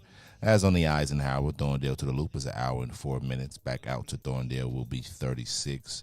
The Stevenson, 56 minutes. From I-355 to the Dan Ryan, 30 minutes will be outbound. The Bishop Ford, I-80 to the Dan Ryan will be 38 minutes, 26 minutes to I-80. While the Dan Ryan is 24 minutes to the Loop, 13 minutes to 95th. On DuSable Lakeshore Drive, 55th to Jackson will still be 8 minutes. And on the north side will be 9. Today's weather, it is currently 19 and mostly cloudy. Today will be a high of 37 and a low of 18. I'm Riis the Ruler. Now back to the Maze Jackson Show. Oh, don't fear it. For the black people. For the black people. For the black people. For the black people. For the black people. For the black people. For the black people. For the black people. What's in it for the black people? You know it. What's in it for the black people? Let's show it. What's in it for the black people? You know it. What's in it for the black people? Let's show it. For the black people. For the black people. For the black people. For the black people. For the black people. For the black people. For the black people, for the black people, for the black people, for the black people, for the black people, for the black people, for the black people, for the black people, for the black people, for the black people. You are listening to the Maze Jackson Show. I'm your host, Maze Jackson. Man, how many of them did he get in there, man? He got about 20 of them. What's in it for the black people? Black people. I was like, let's go. Wait, he got about 4 more in there. It is the Maze Jackson. That was Tyrone Tate with What's in it for the black people. Yeah, I gotta play it because he was sending me messages. Man, you don't never play my song. I said, all right, I got you, man. Hey, man, y'all, I'm gonna start doing y'all like, see how people be taking you for granted, right? Like back in the day, I'd be like, where's my payola? Oh, we don't do that now. All right, y'all, it's the Maze Jackson Show. I'm your host, Maze Jackson. Got my man, DJ Riis the Ruler. Nobody wanted to call and talk about Jesse Jackson Jr. I mean, not Jesse Jackson Jr., Jonathan Jackson. A lot of people are saying that this could be a slam dunk. This could be it. 15 people in the race, though. I think everybody's got a slice of the pie. Right? Everybody's got a slice of the pie. So we just got to look and see how it's going to go. But Jonathan Jackson is probably the most prolific in this space. This is going to be interesting to see how this thing plays out. That's all I got to say. Shout out to everybody on YouTube. YouTube has officially overtaken Facebook as the preferred platform. I think it's a lot of people quitting Facebook, though. Like a lot of people. You saw Facebook. Did you see he lost 200... Mark Zuckerberg lost $232 billion like in a day. When it was like off for a little minute, you talking about then? They lost, when they reported that. No. When they report, like people are leaving Facebook. You heard Europe. I don't know if you saw in Europe, they was like Facebook threatening to leave. They was like, after y'all messed up our last security threat, we was fine without y'all. So if Facebook leave, we ain't going to be mad. Could you imagine if if Facebook disappeared? I'm about to download my stuff today, just so we clear. Because y'all got a lot of my content. All right, y'all. And I'm going to move up the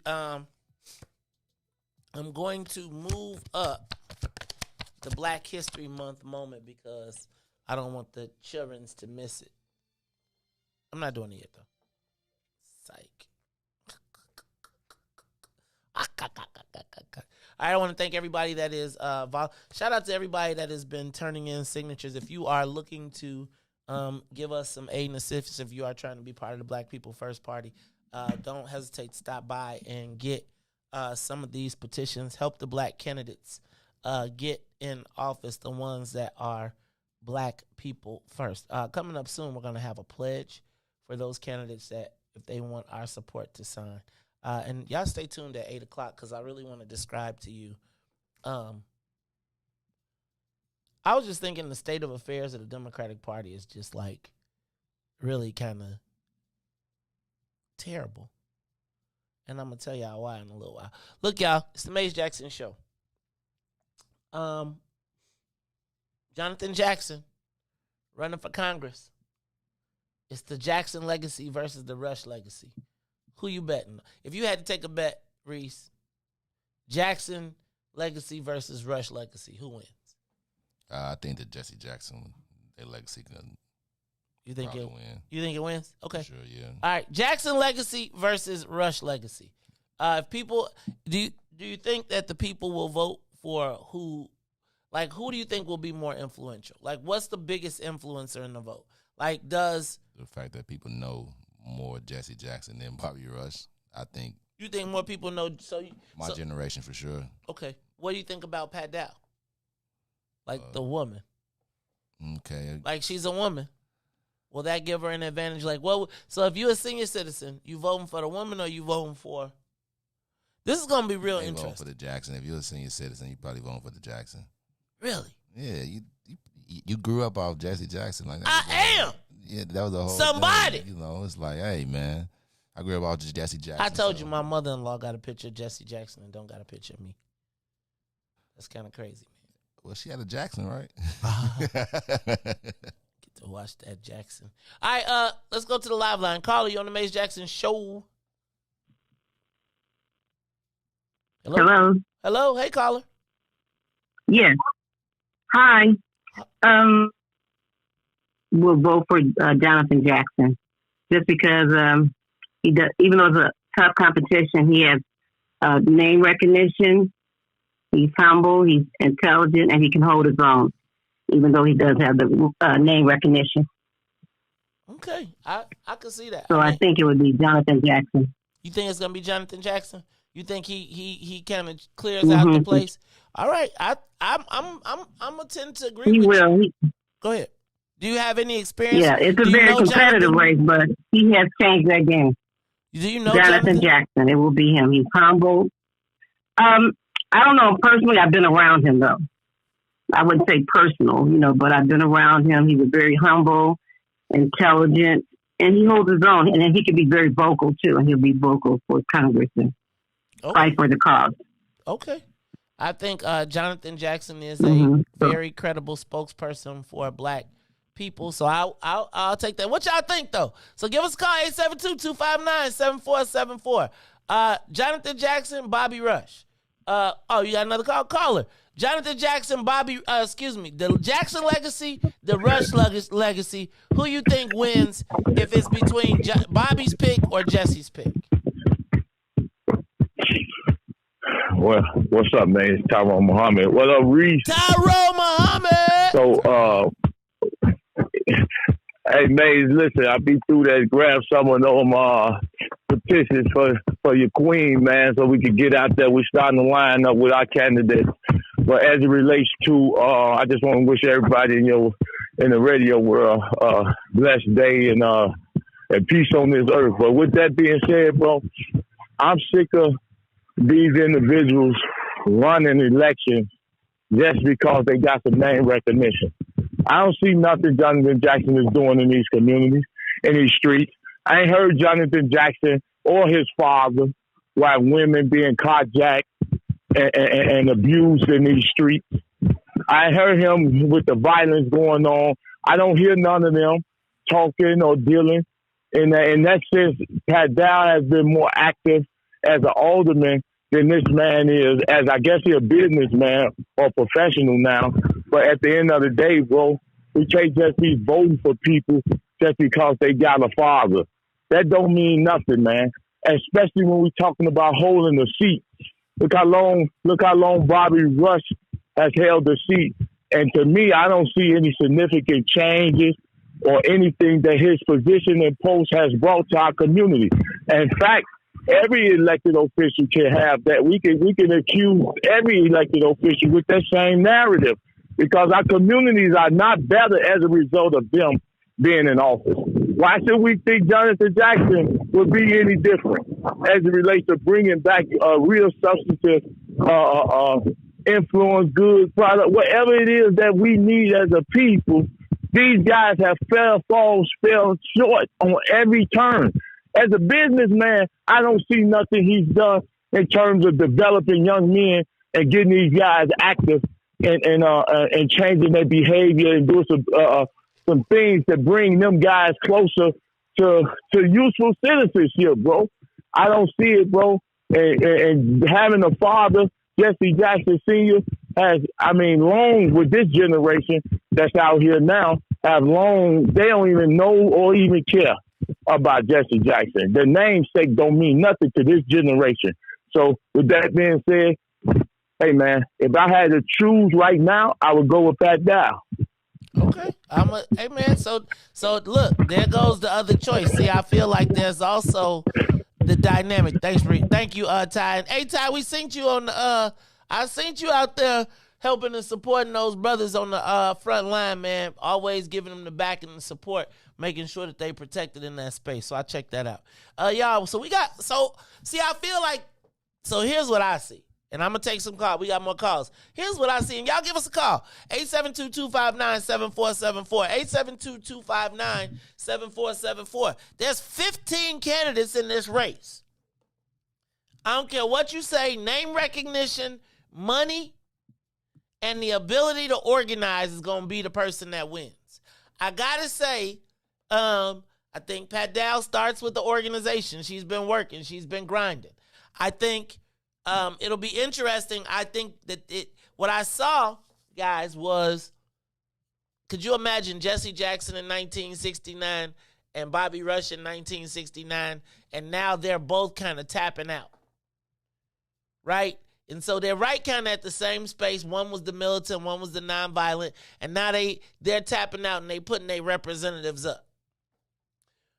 I do think that then you have the woman alderman who's already been there. I can't wait to see the debates, but the challenge is, how are we going to get to know the candidates? I want all of the candidates to come. I want all 15.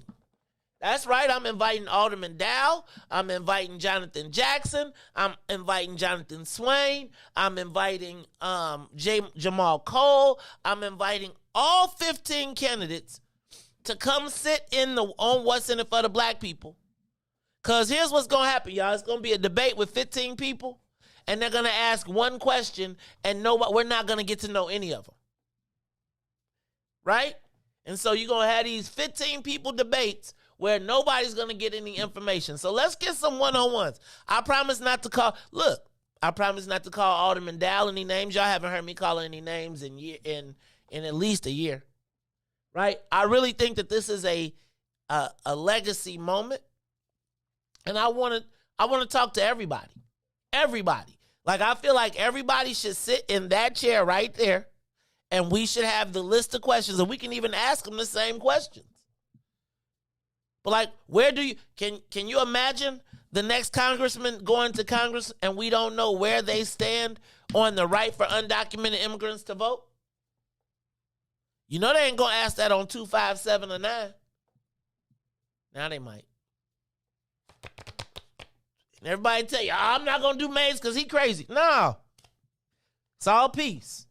I think that black people need to hear who is going to be the next 30-year congressperson. Look, y'all, it's the Mays Jackson Show. Riis, we got callers on the line. Give us a call, 872-259-7474. If you think somebody's going to win the race, or if you got a favorite in this race for the first congressional, please tell me who you got. Jonathan Jackson, you got, what is it? Jonathan Jackson, Pat Dow, Karen Norrington Reeves, Jamal Cole, Jonathan Swain, and 10 more people. 10 more. I don't even know all the names. Somebody got to do. Look, we got somebody for. Look, this is an assignment for everybody that's coming on Saturday to the Black People First campaign. Black People First meeting, weekly meeting. Y'all got to know all the candidates in the congressional race. All right, go to the live line, Riis. Caller, you on the Mace Jackson Show. What you think about this congressional race? Hi, this is Katie. How are you? Katie, the president of the phone club. How you feeling this morning? I'm feeling good. I was listening to you, then I fell asleep, then I woke back up. I must have been. I can't let you. I feel like I done failed. I done bored you for a little while, and you had to wake. I must have started hollering. No, you don't. You didn't bore me. It's just that I stay up late reading and stuff. So it's sometimes when you get old, you'll see as you get older. Sometimes it's hard to you just go back and forth with sleep at night. I know exactly how to go. I know already. I'm older. You ain't got to tell me. I'll be like, what time is it? Can I get in the bed now? Is it too early? just wait. Just you wait. But anyway, I'm very excited that we have all these people, and hopefully they will come on their show. I want them to. We gotta, just challenge them. But I'm for Jonathan. I've been following Jonathan for a very long time, and he is ready to go. We have to ask him. He has been on the scene for forever. He talks every week with Al Sharpton on Al Sharpton's show every week, and he is very knowledgeable, highly intelligent, and he's ready to go. I think that he would take that reparations HR 40 and run with it. We have to ask him. Let's ask him to help us with all our problems. I think he's ready to go. Okay. And that's my comment. All right, that is Katie from Ashburn. She is the president of the phone club. She's trying to beat the record. I think she might get it in a minute, Riis. All right, what y'all think about what's going on in the 1st Congressional District? Jonathan Jackson, Karen Norrington Reeves, Jamal Cole, Jonathan Swain. Who else did I forget? Jonathan Jackson. What is going on? Who gonna win? Caller, you on the Mace Jackson Show. What's your thoughts? Hey, Mace, this Ron. Ron, what's up, man? Ron, I be nervous, man. I'm glad you called me because I be like, you didn't quit me. I be like, you, Ron, you used to, I be nervous. I be love when I hear you call. Hey, man, I'm with you every day. Hey, I agree with Tyrone Muhammad and the lady that just got on. Respect people's opinions, but there are a lot of people been on the scene. Man, I'm 64 years old. I know a lot of people been on the scene. That means nothing to me. What have you? I take a person who's been on the scene, as she say, 2 years, but have some accomplished, as opposed to someone who just been around, for 25 years. So I just want to get that I wouldn't vote for Bobby Rush, let alone somebody that he endorsed. I don't vote for him. Never have. I met Barack Obama years ago when he ran against Bobby. He lost, but I've been against Bobby Rush a very long time. But it's a name that you're forgetting. A person that I think, being quietly, has got a lot of confidence is Jacqueline Collins. So that's who You hear me, man? All right, that's what I completely spaced on Jackie Collins. Jackie Collins, I think, is a formidable candidate. I don't know that she has the fundraising capability.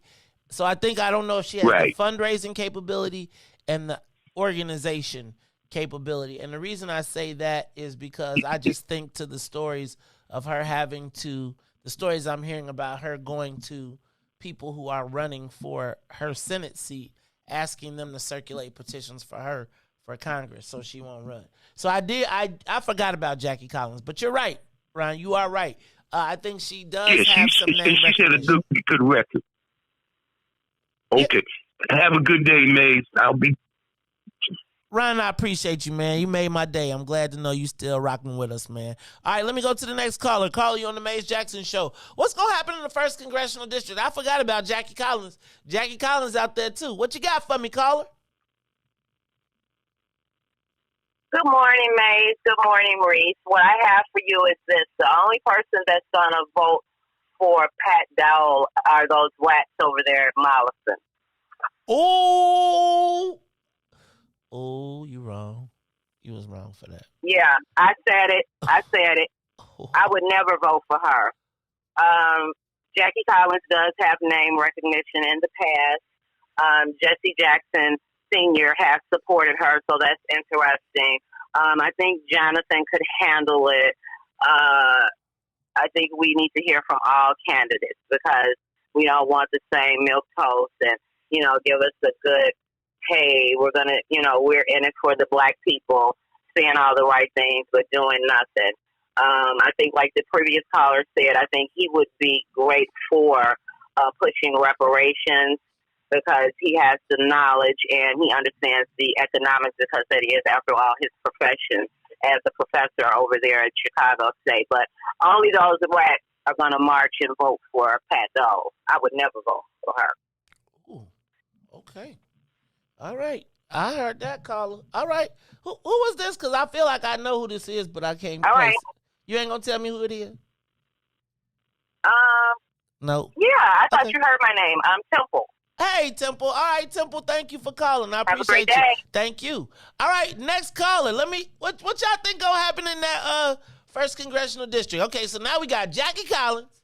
We got Pat Dowell. We got Jonathan Jackson. We got Karen Norrington Riis. We got Jamal Cole. We got, who else we got? We got, you name it, we got him.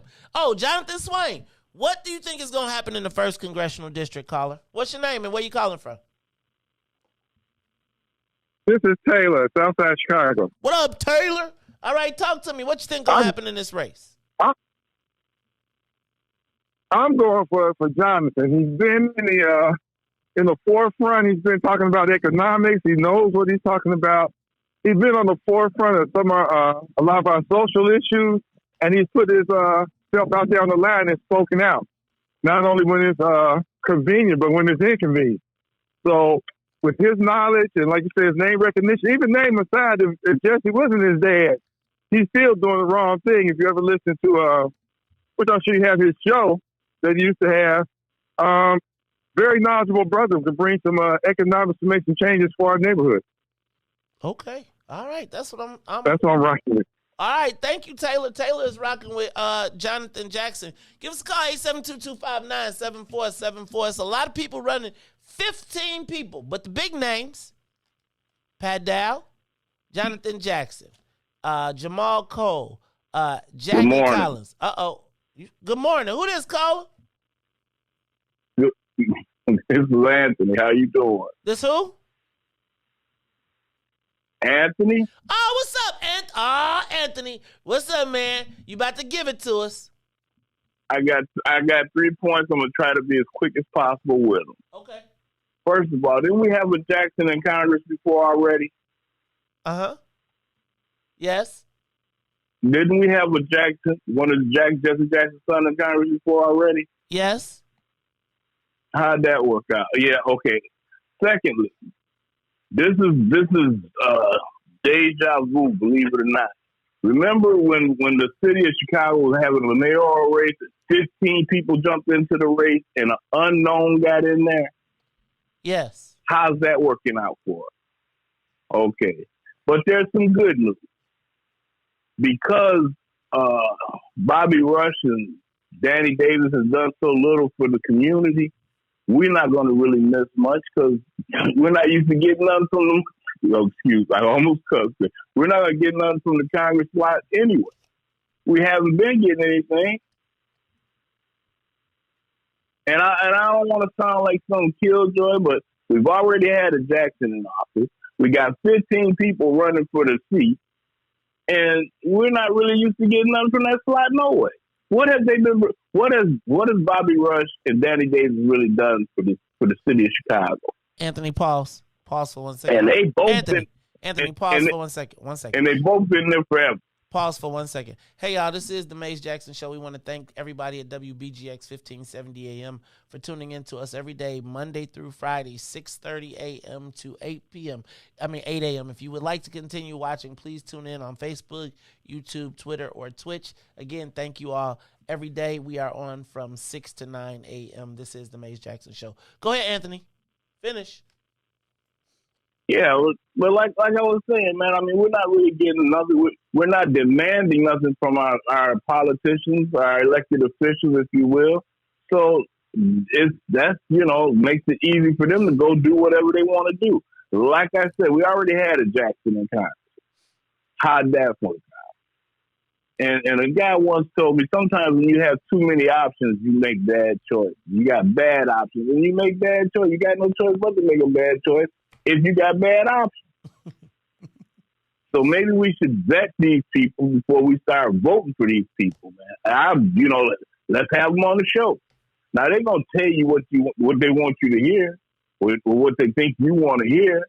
But once they get in the office, man, I mean, everybody wants to. I'm gonna pick my people, and then they get in, and all of a sudden, I'm all the people's candidate. They're all the people that vote for you, fool. I'm with you, Anthony. And that's why, I will vote because I will vote, but it may be down ballot. I don't care who gets it. Mickey Mouse can be the next time. Let me tell you what you got to do. I ain't going to get nothing no way. You better just make sure you vote for Kerry K. Steele for Cook County Assessor. That's what you do. If you don't vote nothing else. Down ballot, I do good down ballot. I don't necessarily, some of those people that are running for the top offices, man, you know what's going to happen as soon as they get close to the money.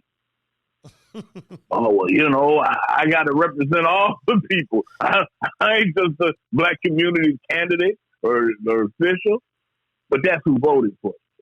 Why do I feel Am like I wrong? That way, mate? I feel like you trying to talk about Barack Obama on me or something. Look, Anthony, I got to stop right now because I got to get ready. Well, no, it's across the board. All right, I understand. But I get so tired of it. I do too. And I do got to echo Salim. All right, man. Hold on 1 second, Anthony. I do want to echo Salim Muwakil. I think less the fact that he got into a battle with Rahm Emanuel. I do think that Jesse Jackson Jr. was a positive force in Congress. I think they used his personal life against him, right? And one of the things that happens sometimes is we get into a space where we think we're untouchable, especially in the halls of power. But I would tell you that I did think that Jesse Jackson Jr. was a good congressman. And I think it was when he and Rahm could not come up with a solution on who was going to run for mayor, and they came out of that room within 2 days. The picture of him and that white lady was on the cover of the paper. And that's the practitioner of the dark arts. So I don't want to just besmirch his legacy because I do think that he was a pretty vociferous advocate. And he had built a very strong political operation that was going to be rival the local Democratic Party. So I just wanted to make sure I added that piece. Anthony, thank you. I'm going to do this very quickly for the children that are in the car on their way to work. Riis, cue me up some music because it is time for the Urban Intellectuals Black History flashcard. The Black History flashcard, this is number 7 of volume 1, Black Wall Street, Greenwood, suburb of Tulsa, Oklahoma, 1906-1921. One of the most successful black economies in American history. O.W. Gurley, a wealthy African-American from Arkansas, moved to Tulsa, purchased over 40 acres of land, and sold to other African-Americans in 1906. During the oil boom of the 1910s, areas north of northeast Oklahoma around Tulsa flourished. The Tulsa race riot of 1921, a 2-day massacre of hundreds of black residents started by a white mob. Over 800 people were admitted to area hospitals, estimated 10,000 homeless, 35 city blocks of housing, 1,250 residents destroyed, and 600 successful businesses lost. The community mobilized its resources and rebuilt this Greenwood area within 5 years of the race riot in spite of political efforts to prevent reconstruction. That is the Black Wall Street, Greenwood, a suburb of Tulsa, Oklahoma in 1906 to 1921, courtesy of Urban Intellectuals. Now I got one more for you. All right, kids, y'all ready? Here goes one that I like an extra lot. This is Black History Flashcard number 28 from Volume 1, Kwame Nkrumah. That's right, Kwame Nkrumah, September 21st, 1909 to April 27th, 1972. He was the Prime Minister of Ghana between 1957 and 1960. He was the President of Ghana between 1960 and 1966. He helped organize the 5th Pan-African Congress in Manchester, England in 1945. Declared the independence of Ghana from the United Kingdom in 1957. Announced plans for a new constitution which made Ghana a republic in 1960. Was awarded the Lenin Peace Prize by the Soviet Union. Ghana became a founding member of the Organization of African Unity in 1963. In 2000, he was elected the greatest African of the millennium by a vote in Africa. He also was a member of the greatest fraternity in the world ever, Phi Beta Sigma. This was your Black History Moment, brought to you by urbanintellectuals.com. The Black History flashcards. Don't forget to get yours, but kids, don't forget the Maze Jackson Show wants you to know your Black history. Riis, we'll be back after these messages.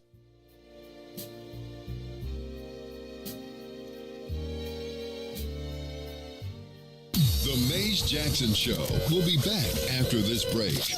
Broken screen? Crashed system? Are you in need of spyware or virus removal from your computer? Well, contact RPC Computer Repair in South Shore and let us help you with all your computer repair services and print needs. Need office or print production services, copies, scans, fax, or even notary service? Then stop by and support RPC Computer Repair and Print Shop located 1741 East 71st Street in the 71st Street corridor, newly revitalized South Shore areas, and let RPC be your one-stop shop, where we believe RPC is your PC. RPC Computer Repair is also a UPS access point where you can drop off and pick up your important packages. So let RPC be of service to you. Call RPC Computer Monday through Saturday, 8 a.m. through 6 p.m. at 773-966-4457. That's 773-966-4457. Visit RPC at rpccomputeringinc.com for more information. Today, the Biden administration is releasing what it calls a new strategy to fight domestic terrorism. Following a 100-day review, federal officials are now laying out a new plan hoping to deter, detect, and prosecute domestic terror. They went to the Capitol waving their flags and looking for smoke. He was out there looking for justice. They was over there looking for votes. Ashley Babbitt was with him and told all the people that nothing could stop us. She climbed through the Capitol window, breached security, and called a shot, bro. The media say she a veteran. They paint the picture to make her look greater, but she disrespected the same country that she served. That makes her a traitor. They was fighting police, resisting arrest. On God, I couldn't believe it. I guess blue lives only tend to really matter when it's convenient. Hey, these are the times we witness in history, all because they didn't get a victory. United States is so contradictory. We get equal rights, that's a mystery. Politicians, they more like magicians. You know they got tricks up their sleeve. We point out the flaws that's up in this country. You know they gonna tell us to leave. Somebody try to help me understand it. Always seems like a double standard. They be out here leaving us empty-handed. To certain rights we are not granted. The media is the culprit when it comes to the comparison. Cause when it comes to race, they always changing up the narrative. Terrorism. They say you a patriot, call you a hero. I call it terrorism. And that's on the real. You know what we know. I say it's terrorism. They say you a patriot, call you a hero. I call it terrorism. And that's on the real. You know what we know. I say it's terrorism. They say you a patriot, call you a hero. I call it terrorism. And that's on the real. You know what we know. I say it's terrorism. They say you a patriot, call you a hero. I call it terrorism. We still out here trying to get our reparations, but the government pump faking out here hesitating. I'm out here trying to keep my peace, so I keep meditating. The media make us look bad, they taint our reputation. Look, it's so sad that COVID causing toe tags. You claim you so patriotic, but you ain't wearing no mask. You You out here wildin' with your MAGA flags and showing your ass. You wanna be part of some type of revolution so bad. Look, you talk revolution and constitutional rights, homie. I guess we forgot about back in the days when all of the business was whites only. Yeah. George Floyd got justice. Juneteenth got much respect. They made it a national holiday. Man, it's all good, but cut the check. They're giving out all of these vaccines, putting it in you like caffeine. Was it all in the part of the plan? I bet money like DraftKings. It's land of the free, home of the brave. 1776, we wasn't free till 1865, so we wasn't part of that shit. And that there's terrorism. Terrorism. Terrorism. Terrorism. Terrorism. Terrorism. Terrorism. Back to the Maze Jackson Show. You are listening to the most dangerous show in the morning. This is What's in It for the Black People Radio. Maze Jackson. Maze Jackson, the most vociferous advocate for black people in the world. For Ruthie Moore, for Ty Stroger, I am the host of the Maze Jackson Show, asking every single day, what's in it for the black people? And if you don't like it, you can still tell them Maze said, Mayor Lightfoot, man, we ain't accepting that. We ain't accepting that. Let's go. Yeah.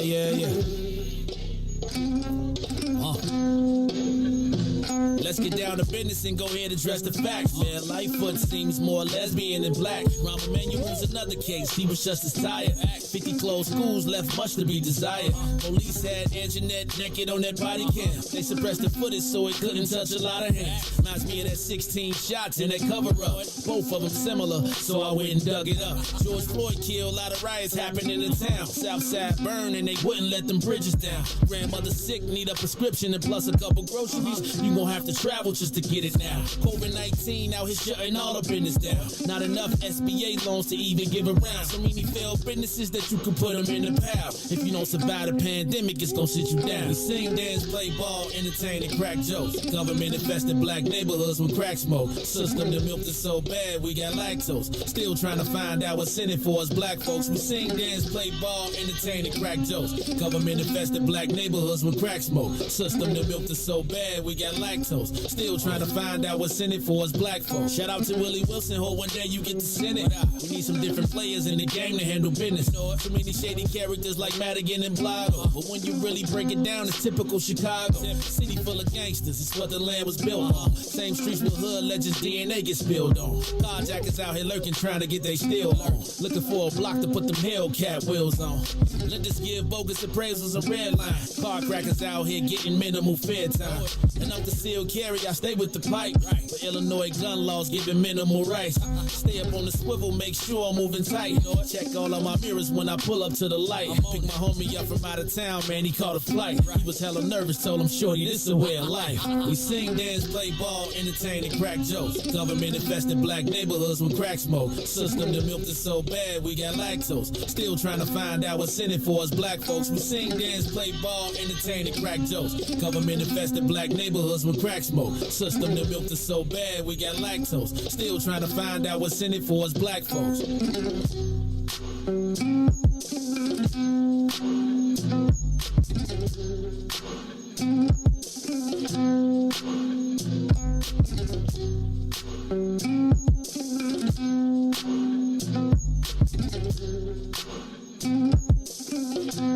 Wake up, Chicago! Wake up, world. This is the Maze Jackson Show. I am your host, Maze Jackson. Got my man, DJ Riis the Ruler. Riis, we only got about 19 minutes. We got to get up out of here because I got to go listen to, man. Riis, next Tuesday is my last one. And after that, I'm going to write a book. I'm going to tell y'all about black people.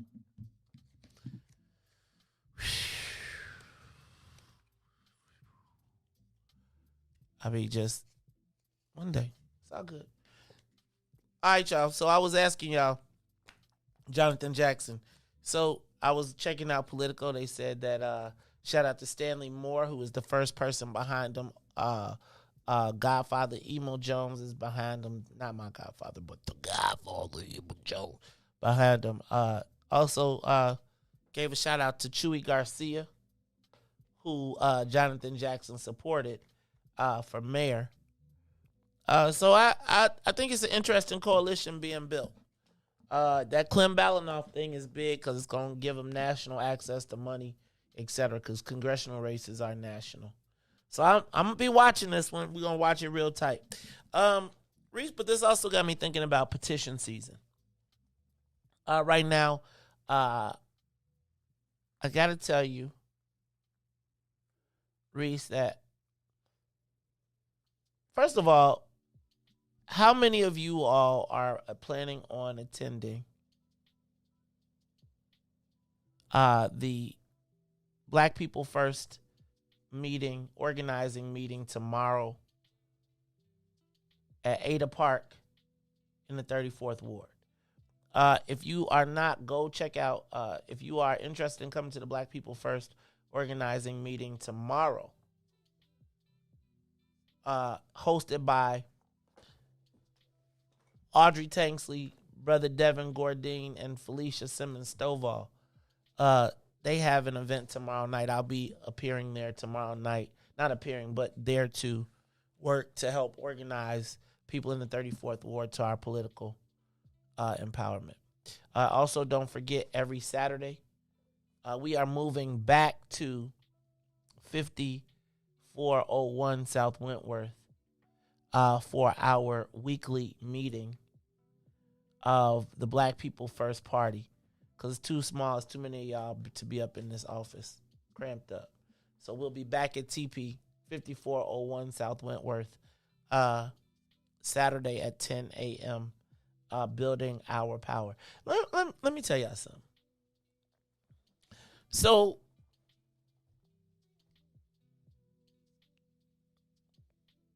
in my entire political career, and I would say I've been at this political game since truly hardcore since 1999. So what is that? 1999 to 2009 is 10. To 2019 is 20. To 19, 20, 21, 22. So 23 years, Riis, I've been hardcore in the political game. Can I be honest with you and tell you that never in my life have I seen the Democratic Party at such a weak state.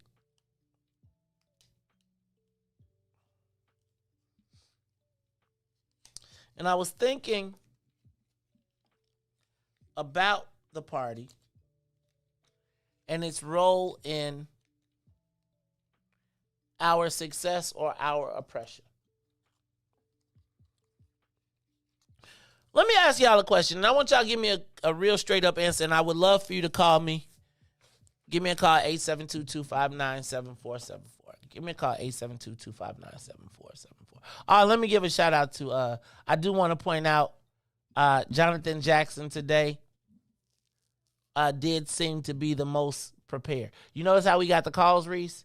And people started calling and they were expressing their opinion. But what I would say is that what I did see was Jonathan Jackson mobilize people to call this station to make sure that the narrative was proper. If you think about the first moment we did it, the first call was him, and you think about the people that called, those were organized calls, Riis. Those weren't like the people that were calling for Jonathan, which means to me that they're already putting their operation, they're listening, they're knowing the places and things, right? So if it's me and I know that these many influencers are listening, I would think that most candidates' campaigns. Now, here's what I am going to say. I think it's funny is that people will try to ignore us. Like, you're going to have some candidates, Riis, that's going to be like, hey, man, don't nobody care about what's going on over there. But can I tell you who's going to make the difference in this race? Right here. Let me ask you a question. What media outlets do black people have that they can trust in these black races, Riis? Real talk. So if you are in a race with 15 different people in it, every vote counts. The people that choose to ignore what's in it for the black people media, that choose to ignore the Mace Jackson page, if your race come down to 50 votes, right? Think about this. For Bill Daley, it came down to 1,000 votes in the whole city. So I would expect that the people that take advantage of all of and realize that this is a game of inclusion, addition and multiplication, those are going to be the people. But Riis, you know what I was recognizing that I'm noticing in the political world right now? The Democratic Party is at its weakest state ever. Hey, Riis, did you know that the Democratic Party of Cook County is trying to hire mercenaries to get their candidates on the ballot? Let me back up. I want y'all to understand this. The benefit of being a Democrat, an endorsed candidate, is the Democratic Party is supposed to have 50 wards and 30 townships with political organizations that each one of those, if you need 10,000 signatures or you need 20,000 signatures, each one of them is supposed to be able to bring you their requisite number of signatures, and that is supposed to be the benefit of being part of the party, right? So if you pay attention right now, if you are looking at the petitions that are being circulated, you will see that Tony Preckwinkle is on a petition with 4 other countywide candidates. Tony Preckwinkle, Karen Yarbrough, 2 black women and 2 white men are circulating petitions. But the benefit of being part of the Democratic Party, Riis, is supposed to be that they can get you on the ballot. Riis, I'm here to tell you that right now, the hands of the Democratic Party is fighting for its political life, and this moving of the election may have put them in a more precarious position than they've ever been. Riis, they got to rely on independent organizations, mercenaries, groups who would ordinarily be fighting them, who they would be trying to exterminate to get their petitions. So imagine right now if you are the Democratic Party and you are now calling up people who at one point you were trying to put out of business and asking them to help you circulate petitions because, hey, Riis, this is the first election where there's no Mike Madigan. This is the first election where there's no training, where all of those things that they always just thought were there are there, which is why it's so important for you as black folks to join us every Saturday at 10 o'clock. Riis, this is the weakest that the Democratic Party has ever been in my entire life. They are going to be fighting to get their own candidates on their own ballot. The system that they set up and rigged to make sure everybody else can't get, they are now falling victim to. See,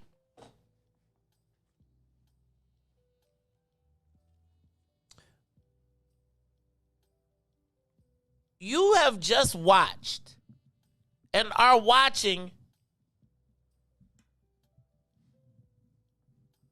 the decimation.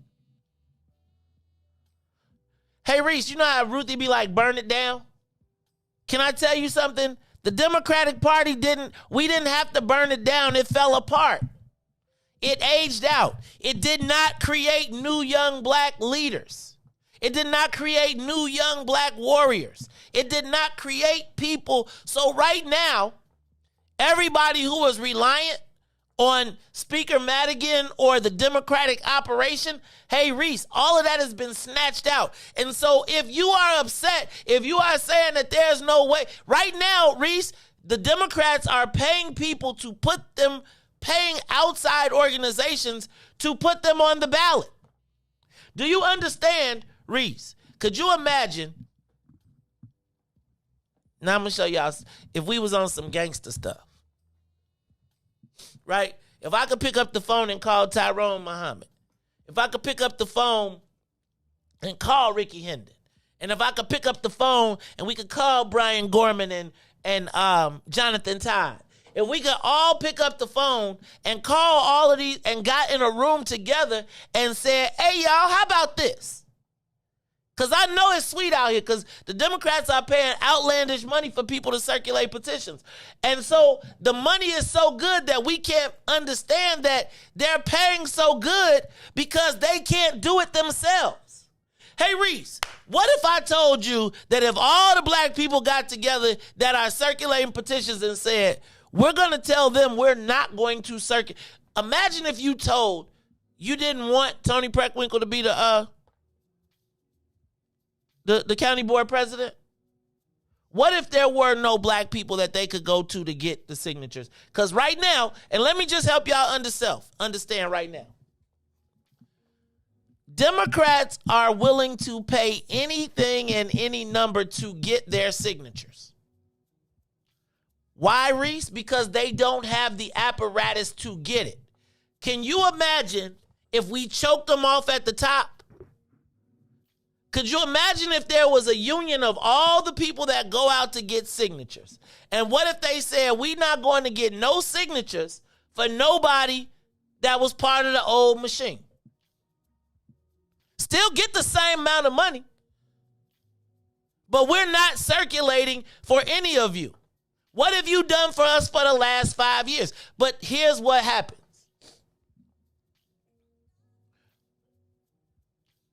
Because we don't have the apparatus or the ability to talk to each other in that space, we're going to put the people on the ballot that are going to continue to screw us over. So instead of how about we don't give them a choice? Could you imagine, Riis, if all the black people that have the relationship said, man, you ain't did nothing for us. We're going to slate our own candidates. We're not going to circulate petitions for you. Now, here's the crazy part.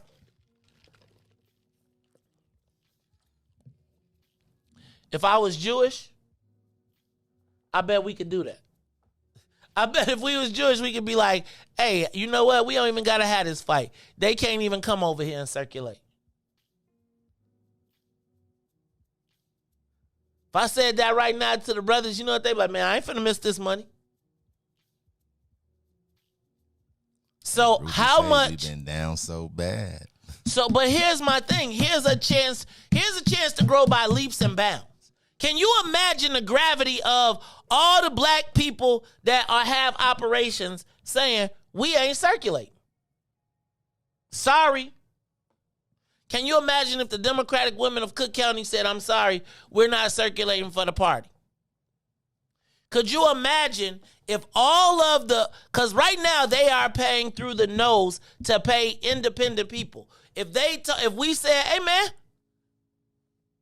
so why would anybody black be circulating a petition for the organization that kicked black people to the curb? If they chose two white men over black people, why are we circulating their petitions? Now, here's the thing. The money is so good, so you're going to do it, but then they're going to use the next 4 years, the same people that we're asking that have proven to us that they will support undocumented immigrants voting. Imagine if you could choke them off.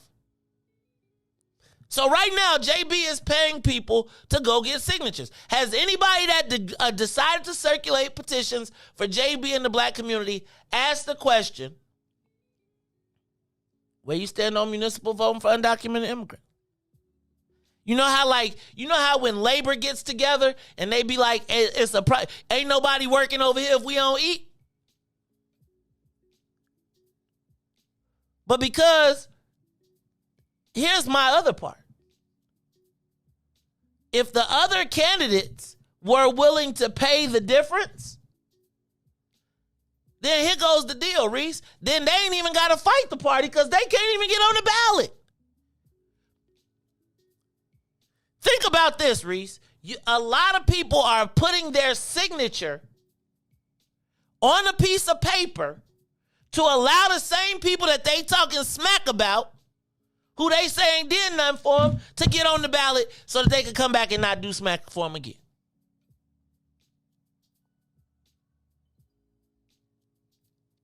Like, today I wish I was Jewish. Because if I was Jewish, I know I could pick up the phone and we could say, hey, they said no. They kicked us to the curb. They offended us all for the last 5 years. They haven't done anything. So we've decided as a group, we're not going to circulate for you. Right now, and this is what I'm also saying, I understand people want to get their money. But can you imagine how much more money you will be able to get from somebody that has access to billions of dollars because you getting a couple thousand right now? So right now, we're getting ready to put the people back in play. And I'm going to see your signature. Y'all make sure y'all sign Carrie Steele's petition. But I want you to understand that you're signing your own death warrant. When these people come knock on the door for you to sign this petition, does anybody ask them, do they support undocumented immigrants having the right to vote?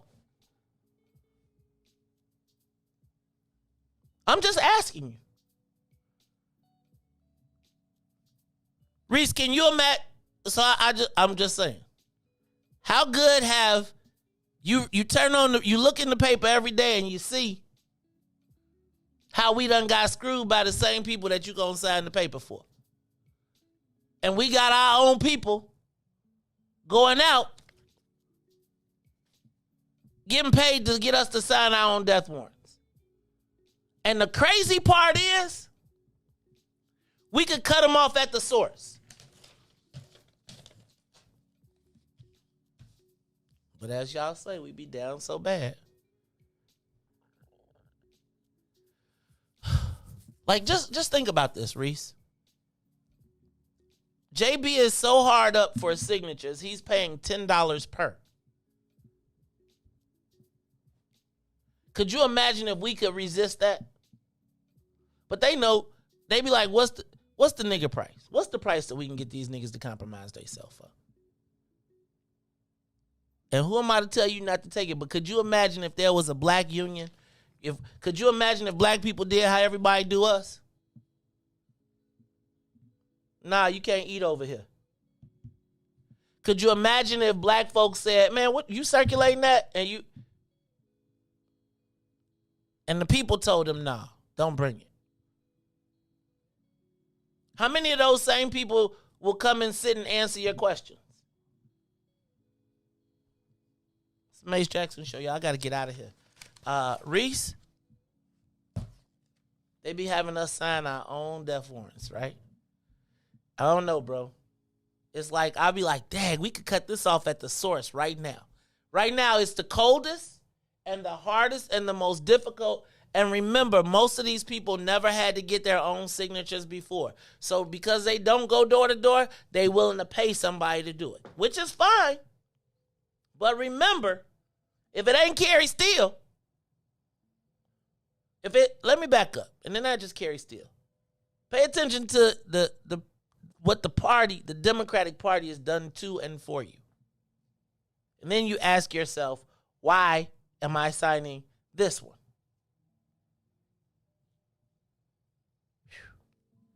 All right. I got to get up out of here. So, Riis, we'll be back tomorrow. You got anything you want to say before you get up out of here? No, I'm good, man. All right, man. Well, look, this is the Mace Jackson Show. I'm your host, Mace Jackson, for my man, DJ Riis the Ruler, Ruthie Moore, who is out of here right now. I am the host of the Mace Jackson Show, where we ask every single day, what's in it for the black people? And if you don't like it, you can still tell them. Mace said, hey, Carla, give me a ring today, too. Give me a text. And if you don't like it, you can still tell them. Mace said, we out of here. Peace. Let's get down to business and go ahead and address the facts, man. Lightfoot seems more lesbian than black. Rahm Emanuel's another case. He was just as tired. 50 closed schools left much to be desired. Police had Anjanette naked on that body cam. They suppressed the footage so it couldn't touch a lot of hands. Reminds me of that 16 shots in that cover-up. Both of them similar, so I went and dug it up. George Floyd killed, a lot of riots happening in town. Southside burned and they wouldn't let them bridges down. Grandmother sick, need a prescription and plus a couple groceries. You gon' have to travel just to get it now. COVID-19 out here shutting all the business down. Not enough SBA loans to even give around. So many failed businesses that you can put them in the pile. If you don't survive the pandemic, it's gon' sit you down. We sing, dance, play ball, entertain, and crack jokes. Government infested black neighborhoods with crack smoke. System that milked us so bad, we got lactose. Still trying to find out what's in it for us black folks. We sing, dance, play ball, entertain, and crack jokes. Government infested black neighborhoods with crack smoke. System that milked us so bad, we got lactose. Still trying to find out what's in it for us black folks. Shout out to Willie Wilson, hope one day you get to send it. We need some different players in the game to handle business. Too many shady characters like Madigan and Blotto. But when you really break it down, it's typical Chicago. City full of gangsters, it's what the land was built on. Same streets with hood legends, DNA get spilled on. Carjackers out here lurking, trying to get they steal on. Looking for a block to put them Hellcat wheels on. Let us give bogus appraisals a red line. Car crackers out here getting minimal fair time.